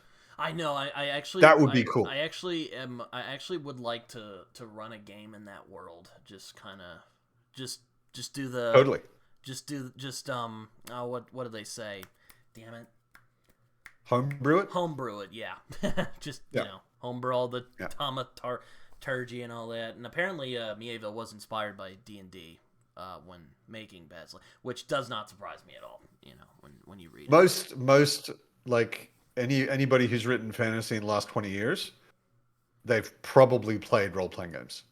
Yeah, I mean, if I Yeah. remember, Malzahn started as a role-playing game. Malazan was originally a D&D game. They moved it to GURPS because they wanted different rules, more flexible rule set, and a lot of the lore, at least of the world, not necessarily what happens exactly in the books or anything, but a lot of the characters and the lore in the world and the continents and the different races and all of that they created for the D&D game. Yeah, Yeah, it's absolutely. yeah, no, I mean, I like them. I do. I have a Monday game that I play in that I'm a player in, and one on D&D. Saturday, and yeah, and Okay. one on Saturday, which which is a Cool. homebrew game that one of my friends does. So, Okay. yeah, it's um, yeah, I've been playing. I've been. I'll admit, and I do enjoy my Monday game, but I'm starting to kind of get burned out on it, like because we've been playing it for a few years now, and I'm like, oh It man. happens after a while. Everything is too familiar and you've seen it all before and Hope he doesn't watch this whatever. because like he can. I mean, I do love the DM. He's a great guy. His name's Justin, and he's a fantastic DM, and and sometimes he tends to internalize like criticism, and it's not his fault. It's just I'm like I just want to do something new. I would say, Justin, if you are watching, I've been playing role-playing games for about 35 years. Lots of different ones, not just D&D. And pretty much anything gets to be a bit much after you've been doing it every week for a couple years. And it has nothing to do with the people involved. It has nothing to do with the DM. It has nothing to do with the story. It's just like it's just you want to change, you know? Yeah, no, it's the other one I'm playing though. I'm really enjoying. It's kind of it's sort of your kind of quest, but there's a sci-fi twist, and it's really fun. Oh, oh, look at that.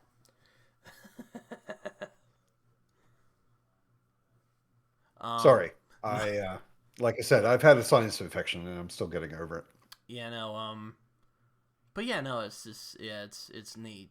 Um, A I've friend of mine and I have a thing that works pretty well as far as like getting a particular game getting a bit old. First of all, we play lots of different games, not just D&D, mm.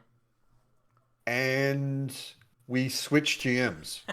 Oh, there's Just just the thumb the again. camera thing again. We switch GMs. So I run games sometimes and he runs games sometimes. So when he's getting really tired of it, he would say I would say he's a much more experienced GM than I am, and has yeah I would say also probably a much better GM than I am. But when he needs a bit of a break with our group, we keep the same people, but we switch game systems and we switch GMs. And that I mean, if you've got the GMs to run the games, that works really well because you get a very different style of game out of that. Every individual person, there is no one kind of GMing, you know. Yeah, no, yeah. Um, I mean, I GM'd my first game about a year ago. okay. It was kind of a shit show, but I still had a good time with it. The most important thing though for a GM is did everyone else have a good time? Well, yes, they said they did, and to be honest, I have imposter syndrome, so they probably were just saying that to make me feel better. But they had a good time, so or they said they had a Or good they time, meant it. or Yeah, they said they had a good time. So I mean, I don't think they were lying. So yeah, they had a good time. So that's it's good. just kind of yeah, it was just people wouldn't show up, and I was just like, God, this is just frustrating. But it is what it That is the curse of all D&D games or role-playing games in general. Yeah, no, I mean, I We can. have the same thing. No, I mean, I would like, maybe it's also my ADHD, but I would like to just say we have a certain day every week, every 2 weeks, at a certain time, and we just play. And then it's doing it the again. fucking thing And again. then just have that happen. But so often games kind of dissolve because people don't show up and people show up and not enough and you lose track of things, you don't play for a month and nobody remembers what the fuck's going on next time you get together and that's tiring. Yeah, Games no. I had a group when I lived in Hamburg in Germany, which is like 5 years ago. I had a group and we were playing pretty much every week on Wednesday night for 3, 4 years. Mm-hmm. Different games, no D&D at all. Mm. We played Dungeon World, we played Urban Shadows, we played Veil, we played lots of different games. But it was like every week, every 2 weeks, Wednesday nights. If we missed one, it was a big deal. Like it didn't happen that often. And we had such a great time. And we became such good friends. These were guys that I collected when I moved to Hamburg. I didn't know anybody. And I posted online somewhere, hey, I'd like to run a game in English. And I want English speaking people who are interested in playing things that aren't D&D. And I got these guys. And we ended up being, and we're still really good friends, you know. That was great, but it can be really difficult when you're doing it like every 3 weeks, every 4 weeks, and this guy never shows up, and then he does, and whatever. Kind of a pain in the ass. Yeah, no, it's definitely it's definitely a balancing act for sure. I do hope to run another game at some point. And hopefully there won't be as many setbacks where I'm just like exasperated. Uh, one of But yeah, I've had a lot of good times playing, like D&D. I only, Absolutely. admittedly, I tend to prefer doing like homebrew stuff because, like, I don't know, I just get kind of bored doing. I only have one pre-written adventure, which I actually have over. I don't want to pull it out actually, but yeah, I have a friend named Jason who's also a big RPG fan, and yeah, he's basically at that like hipster point where he's like, D&D's not the. He's basically that angry old man who's like, D&D ain't what it used to be, and he doesn't play like mainstream like D&D 5e. But the only adventure I Okay. have is D&D 5e. So Okay. What D&D does he play? well, he plays in different. He played Sumbaroom, which is a system I really enjoy. Symbaroum is actually cool. I have Symbaroum on my shelf. Yeah. I think one called like Dragonbane. I have Dragonbane as well. It's brand new. It just That came out on wait Kickstarter. I was just guessing there. That was right. It is right. It's originally, actually, it's an interesting story with Dragonbane. It was originally a Swedish ripoff of D&D. No, actually, not even D&D. But if you know who Chaosium is, it's one of the Mm. game publishing companies. They do Call of Cthulhu and RuneQuest and whatever. Um, the original game was called Drachen och Demoner in Swedish, and it was published in Sweden, so nobody really knew anything about it. And it was they, I think, ran into RuneQuest, which is a very old game, and they were like, "Oh, this is really cool. Can we translate it?" And they weren't allowed to, like Chaosium or who actually it was a different company back then, but they weren't allowed to translate it, and they were like, "Fuck it, we'll just make our own game that's basically the same thing." And they did. And it became like the Swedish role-playing game, just like D&D is the English-speaking role-playing game. And just recently, they brought out a new version of it, much simplified and updated on Kickstarter. And I picked it up because it looks really cool, and it's illustrated by one of my favorite illustrators, Johan Egerkrans, who is Oh. a Swedish dude. Um, I mean, one of the people I forgot to mention in my suggested comic list because I couldn't just pick a particular comic from him. It was Moebius because, man, I love Jean Girard. But Mobius. I've been reading Mobius since well before you were born, oh, I'm sure, yeah, but which is unfortunately a thing I can keep saying to most people on BookTube, because a lot of people on BookTube are a lot younger than I am. Yeah, Mobius is a classic, legendary. um, Have you read? If we're back on comics, have you read Saga? yes, I actually Yeah, just finally caught up with it. Except for the yeah. newest volume. Man, it's so good. I'm actually, I'm actually going to catch up because the like, I've got the hardback Hmm. bind ups, and then they had this pause for like 3 years or something. Yeah, They they were just on like, hiatus. yeah, well, hiatus. I mean, it sounded like they had died, but they brought it back, and I've got right now, I don't know, 5 or 6 issues waiting in my pull box for me because my comic shop is on the other side of town, and I don't get there very often. Tomorrow, I'm going. Yeah, I mean, my favorite character is the Will. The Will is pretty awesome, but I actually like Lying Cat more than the You Will. like Lion Cat? He's great. He's great. Lying Cat is one of the coolest characters in comic books ever. Yeah, For those of no. you who don't know, Saga, Lion Cat is looks like one of those hairless house cats, Mm-hmm. except she's as big as a tiger. Mm-hmm. She's like, stands waist high to a human. And she always has this very ornate jeweled collar around her neck. And she can speak, but she can only say one word. She can only say lying. And Yeah, she can sense when people lie. she cannot avoid saying it whenever she hears someone lie. So anytime anyone lies around her, she says lying. Yeah, it's great. It's just, she's the best character. I love Lion Cat. Yeah, no, they're great. I enjoy Lion Cat a lot as well. I enjoy it. I I'm enjoyed looking forward to get back in. Brian K. Vaughan in general is very good. So um Yeah, yeah. absolutely.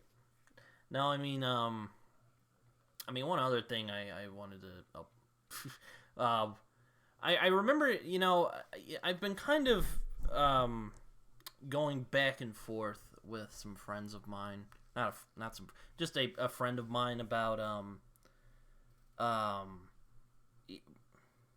do I put this? Self-publishing has blown up these last couple years,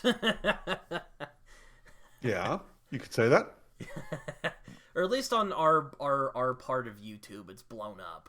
I don't know if it's necessarily it's like a world. I don't know if it's really like something that's blowing up or if it's just because we're exposed to it a lot. It just seems that way. But I mean, I don't, I don't, I don't know if you could say it's blown up as far as the financial rewards for most self-published authors. I think most of them are not getting much. In fact, a lot of them are having a very hard time even getting back the money they put into getting their book published.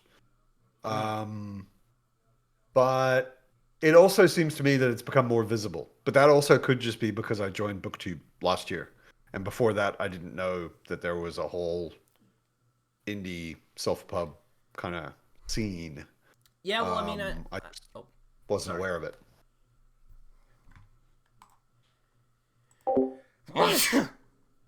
Excuse me. Bless you. Gesundheit. Thank you. Gesundheit, as the Um, Germans say. um, but yeah, I saw you talk with Tori the other day, and that made me think back to a Yeah. conversation I had with a friend. Well, it's kind of a debate we've been having back and forth about self-publer versus trad pub because how do I put this? Just um say it. all right, I'll just put it. I'll just say it. Basically, she thinks that BookTube is becoming like or getting too comfortable with authors, if that makes sense. I'm not entirely. There's probably some people are gonna go like, "Yeah, you're wrong," but it's just kind of it's just something I wouldn't say you're wrong. I would say her premise is wrong. I mean, like, she obviously has a I concept about what BookTube should be, sure. which is fine. But if I understand her concept right, I just disagree with it. Mm. Like, I'm doing this because I think people on BookTube do their channels for lots of different reasons.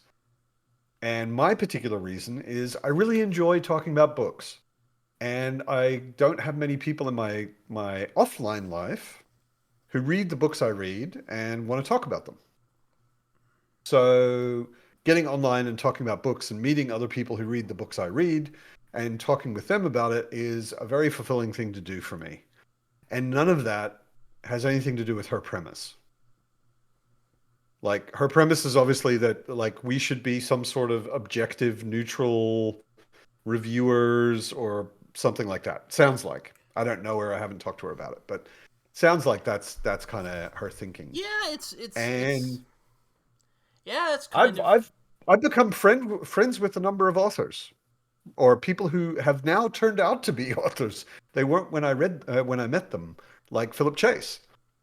And I said this when I reviewed his book when it came out, The Way of Dawn. I was like, this is this is tricky and potentially uncomfortable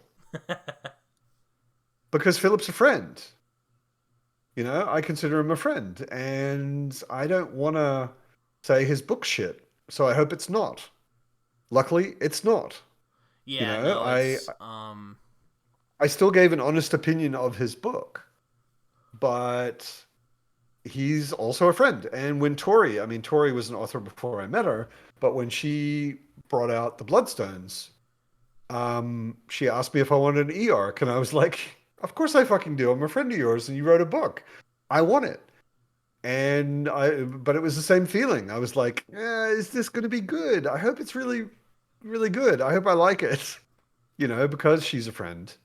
But again, same situation. Luckily, it was really good, and I really enjoyed it, so I could how give an about I'll honest put it review about this it. way. She's one of those. I'll keep it simple, and she might talk to me later and be like, when I put this up and be like, well, this is kind of what I mean, but basically to keep it simple, she's one of those reviews are for readers kind of people, and I guess I don't generally disagree with that, but I do think that authors can also find um oh can find good Good insights feedback, from or reviews, I think. yeah, actually, it surprised me. I didn't realize this, but Joe Byrne, if you know Joe Byrne, I know him, yeah, he's a good um, guy. yeah, super guy, and he actually wrote me recently, and he said, because I said to him, I never got around to doing a proper review video of your book, and he said, actually, uh, some of the things you said in your monthly wrap up after you read my book, or I listened to it, I didn't read it. Um, After you listened to my book, were super helpful feedback. I was like, oh, okay, that's cool. I didn't know that, but I had said, that there were some pacing problems, and I kind of tried to explain why, for me, there were pacing problems, and he took that on as useful feedback. So can also be for authors, but I mean, also your friend. I kind of object to the basic premise of the whole thing. I think it's kind of ridiculous. Almost everybody on BookTube is doing this for fun, right? We're doing it as a hobby. I might get a little money eventually, one day, from YouTube for ads and that kind of thing. I have monetized my channel, but so far I think it's like $25 since I started the channel. Like it's money that isn't worth talking about.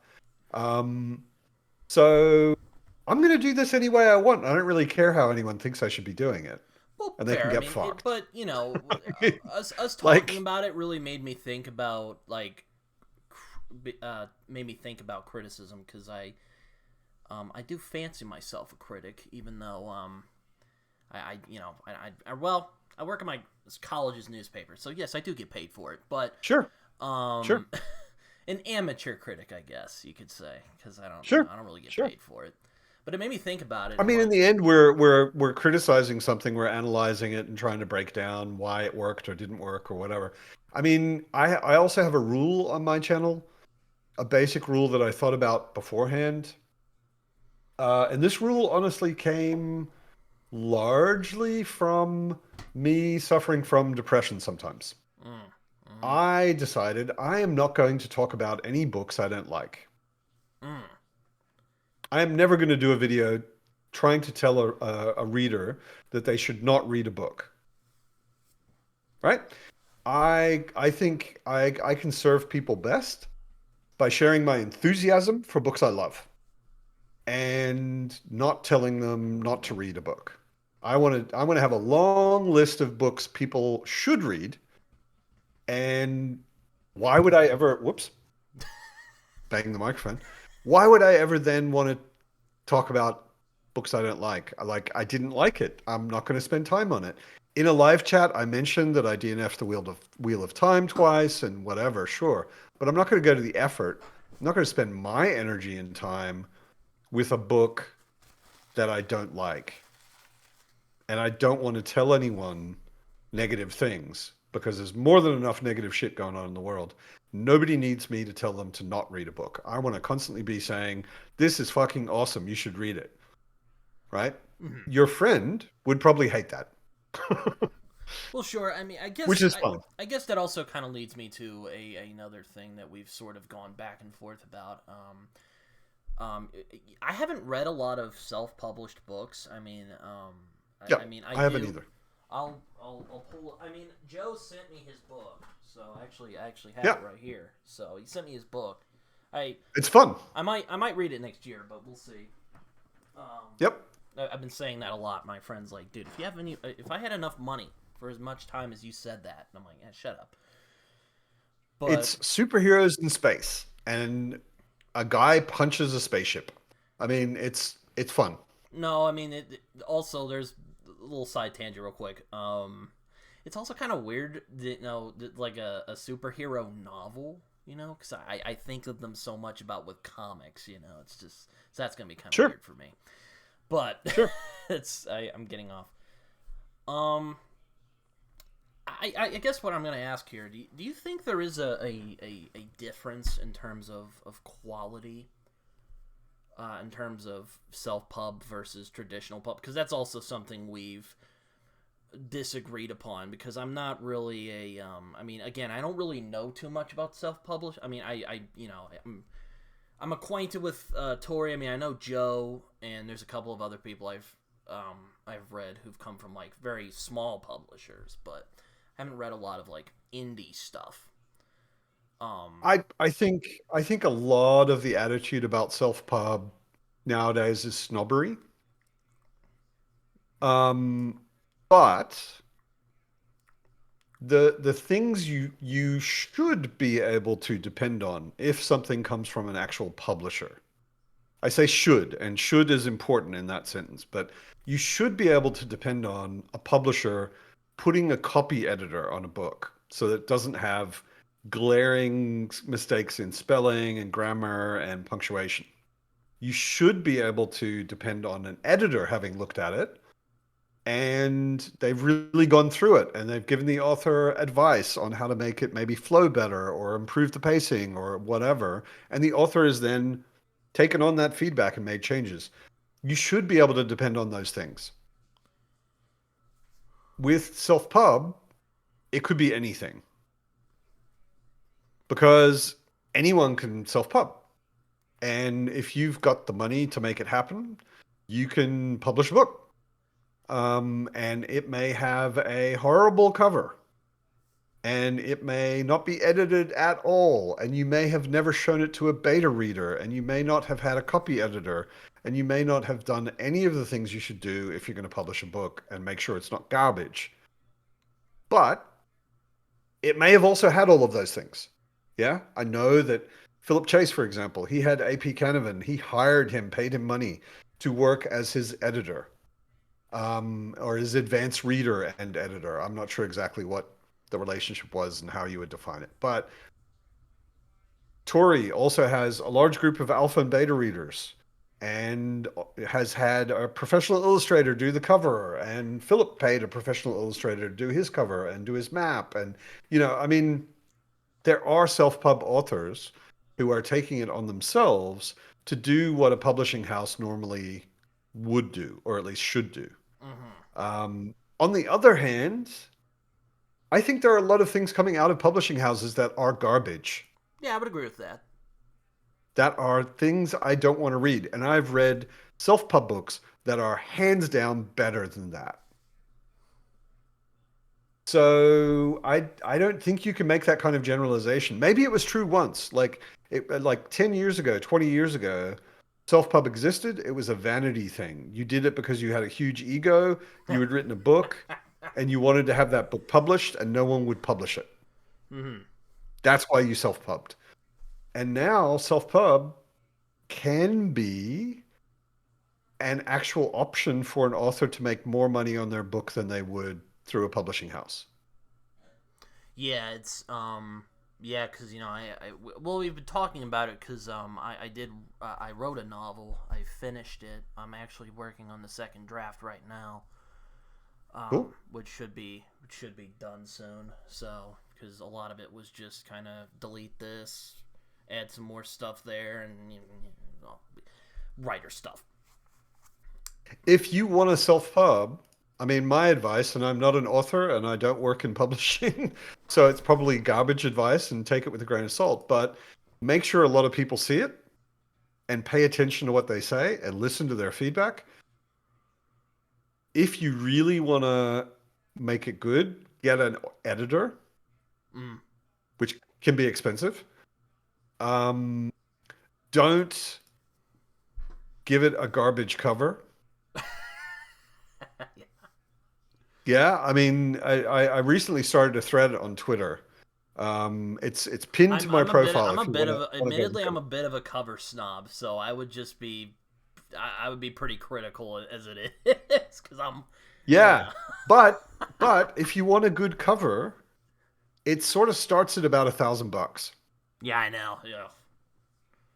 You know, so I started a thread recently. I'm a design professional. This is where I do make my money, not on BookTube.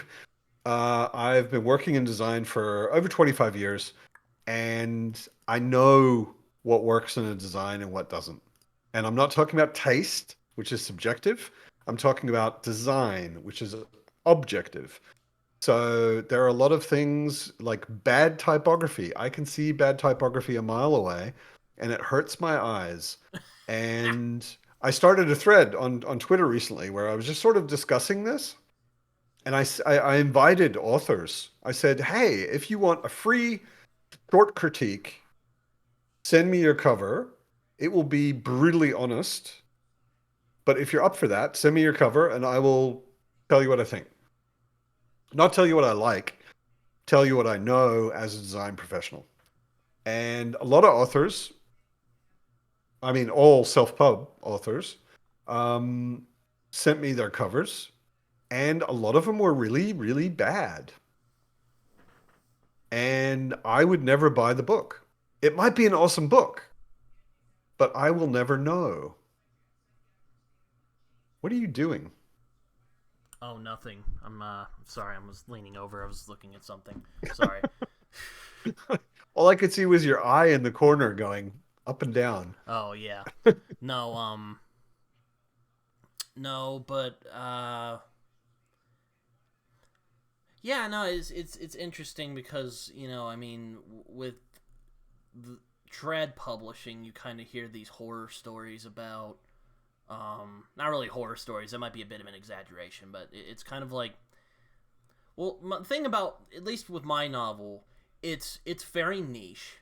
It's very much a, kind of, like, if you really want, it's kind of a throwback to like Solomon Kane and Elric.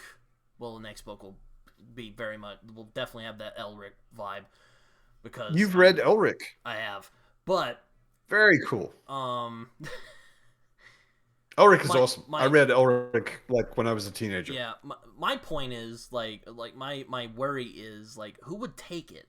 Out of all the people, like, who would take that? It's very, it's not a thick boy.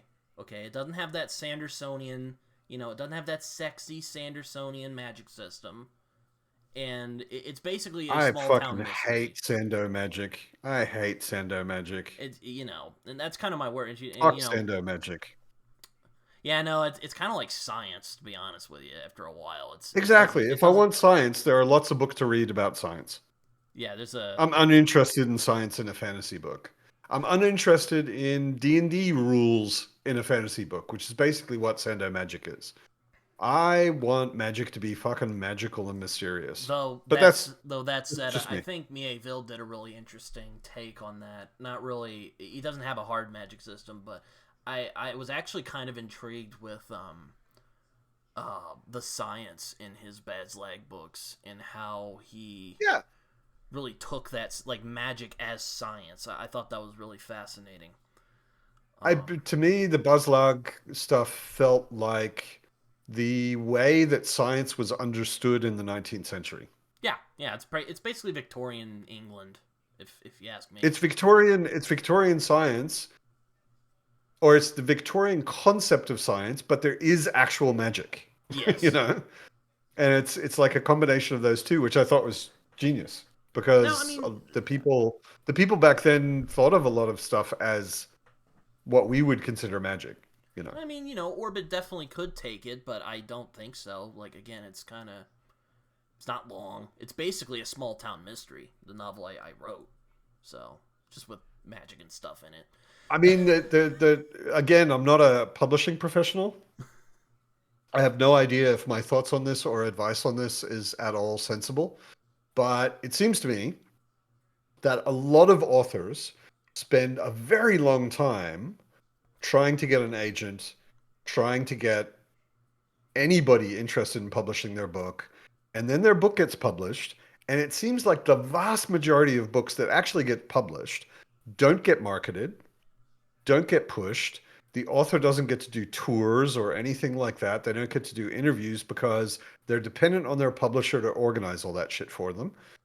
And they get very little money from what's sold. And because it's not being marketed, nothing gets sold. Mm-hmm. So they spend a hell of a lot of energy and time and get nothing for it. Unless they happen to be that author where the publisher puts it on their hot list and they say, okay, we're going to market the shit out of this. We're going to make sure that all the bookstores have it and blah, blah, blah. And then they sell some, and you still get a very, very slim amount of money per book sold. So Mm-hmm. you have to sell a lot of books for it to really be worth it. Whereas with the thing I think is interesting and I would find attractive if I was a writer with self-pub is it's mostly dependent on you. Mm. Like you do most of the marketing, all of the marketing, really. You organize your own interviews. You organize signings or whatever.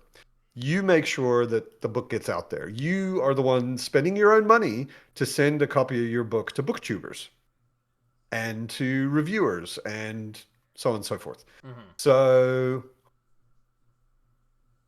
you have it a bit more in your hand. Also, you get a lot more money per book sold. A lot more. Mm-hmm. So, I mean, but you don't get an advance, I which you mean, do from a traditional publisher. So, I guess my I point don't is, know. I don't. I mean, again, I haven't read a lot of self pub, but I don't think there's a. I mean, there's probably differences in, like you mentioned earlier. They probably don't have a professional copy editor or whatnot. So that's Some definitely. of them do. I'm not making a generalization No, about no, no, no, all no. I get self-pub. that. but I Some of them know do, but probably you a have to lot of pay them for it don't. yourself. A lot of them definitely don't because it's expensive. There's probably some that do. I'm not, I mean, to be honest, I it's know some that do. I mean, to be honest, it's probably like a better conversation to have with like Tori. But I know you're friends with Tori, so I wanted to, wanted to hear your thoughts. Talk to Tori about it. Talk to Philip about it. Talk to I'm trying to think who else because through BookTube I've met a number of um, independent authors, self-pub authors. Ron Voycroft, Vaughn Roycroft is another one whose book I've read and reviewed and really liked, and Also, he's self-pub. I'm sorry, I didn't mean to interrupt you, but No, go ahead. like, I don't think it's net like. Should there be boundaries between reviewers and authors? I think so. Yes, I've seen a lot of horror stories of authors getting all pissed off at off at reviewers, and that's not cool and whatever. But I don't think there's an issue for me anyway of knowing author, because I've read books from people I know, and I've liked some of them, and there's some I'm kind of like, what the hell is this? It's not really. I mean, I've even had now. I mean, now I have a different perspective. I'm also a writer. I haven't published anything, but we're basically talking as colleagues. But it's just kind of, I don't know. There's been a lot of stuff I've been considering lately that I didn't really think about before. Yeah, I mean, I haven't since I started the channel, I've met a number of authors. I have not yet had the experience that an author I know and maybe consider a friend has written a book and I've read it and it wasn't good. Like for me, good. I didn't like it. I haven't had that experience yet. Right? Mm-hmm. Vaughn Roycroft, I would also say, is a friend. He wrote a book. I liked it. There's the thumb again. Um, Philip Chase, Tori, I've various been reading people have Adan written next year. books. Dan's cool. I mean, I read the first book. I've got the second and third one on my list, on my shelf as well. Also, you're a Um, Buddhist, so I heard I am Philip, a little side tangent. I've heard Philip was kind of inspired by Buddhism. So what did you think? indeed. Did he do it well? Did he capture it well?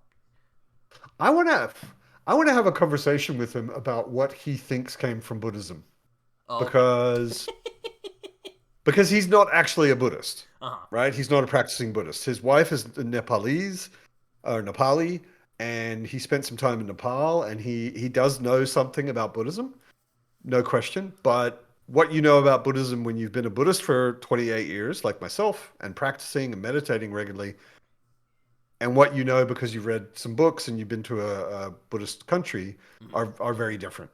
And he was talking about the inspiration from Buddhism, and I was like, and I don't want to talk about it until I've gotten through the trilogy, because Okay. I think some of those maybe Buddhist inspired ideas are being developed. Mm-hmm. In the first book, I was like, I'm not sure what exactly here is meant to be Buddhist, and I'd like to talk about it. I'm curious. I think there's lot to discuss there for sure.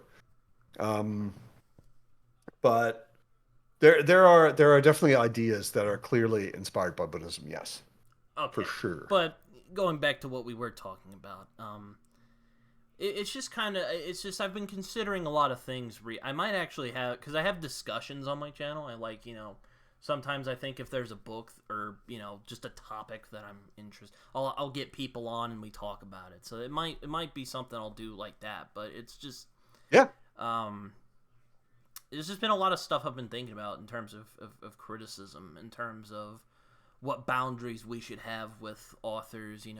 Should reviews be for readers or authors, or there's this sort of, how should we I don't. approach self-published books? It's kind of it's not something I've thought about before, but now I am thinking about it. It's kind of an interesting thing to think about, because it's like, Yeah, yeah. I mean, I always think of my reviews when I review a book. I'm talking to a potential reader, mm, right? Because I only do positive reviews. I only review. I don't want to spend time with books I don't like. I always am saying, reader, this is a book I think you should read if you like this kind of thing. This is why I think you should read it. mm-hmm, I'm talking to the reader.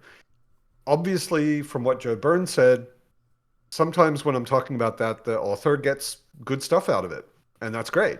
But that's not why I'm doing it. I'm not doing Mm. it for the author.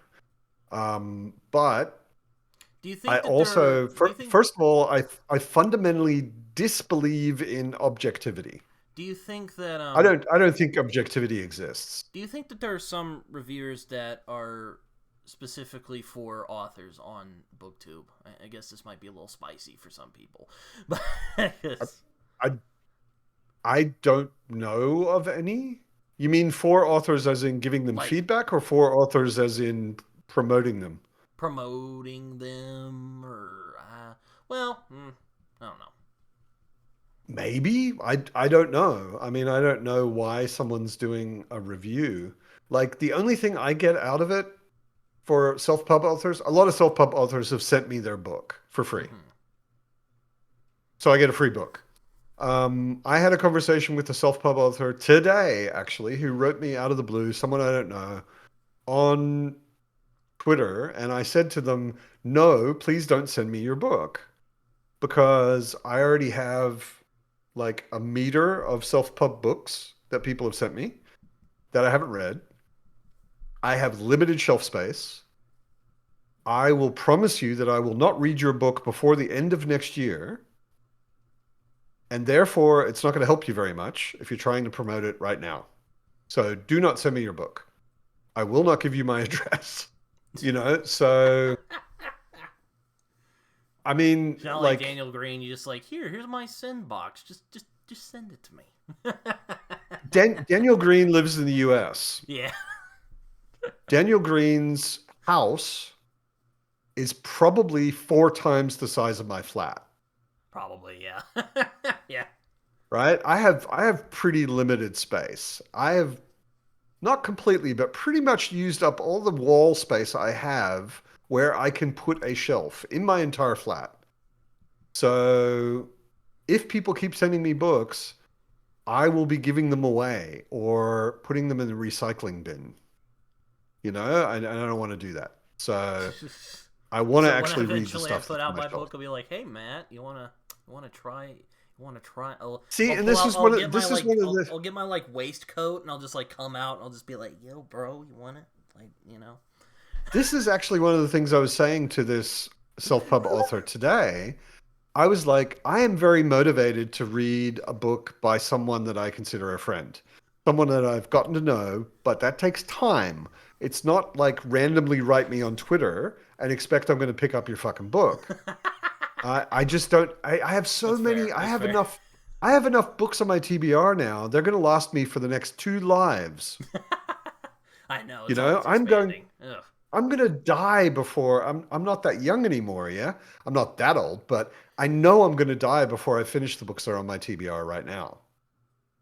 And it continues to grow. So some rando who is telling me that their book is awesome that I've never heard of before, I don't care about your book. Have you ever actually had I that know happen to you? I Some know you guy. love it. Have you ever had that happen to you? Just some guy in like a trench coat just walks up and just like and he has like stuff on his. No. No. Have you seen Raph's video I about live like in Europe. That doesn't happen here. fantasy, and the thumbnail is him with the trench coat and it's his face on it. It's pretty funny. I don't remember that one, but he does have some very cool thumbnails, which I keep meaning to ask him who does his thumbnails because he's blind. He doesn't do his thumbnails, obviously. So I'm not exactly sure. He's got to have a friend who he says, "Put my head on top of whatever," But his thumbnails are funny. Listen, man, I actually need Yeah, to get going. We've been talking for a while, and I I've was got about to food say on the way. I was about to say yes, we should probably wrap up. But yeah, Yeah. no. Thanks for coming on though. You're probably my Thanks for aside inviting me. from the Christmas episode I'm hoping to do, I think you're my last podcast this year. So, thank you for Okay. having it be a good time. Yay me. Unless I can get Mike on before the end of the year, but I don't know if that's gonna happen. I can't fucking pin him Mike's down. difficult. I've scheduled a few things with Mike. I have actually a chat with him tomorrow about Fellowship of the Ring. But I have tried to schedule things with Mike before where it's just like, okay, we'll do it in like 8 weeks. Yeah, You know, it's frustrating. He's like, "Oh yeah, you can just send me a message and I'll come on your channel." And I'm like, "Okay." So I go on his Instagram. He doesn't answer. I'm like, "Fuck." I find his email. I had to go full fucking he investigative responds journalist. he And responds pretty actively on Twitter.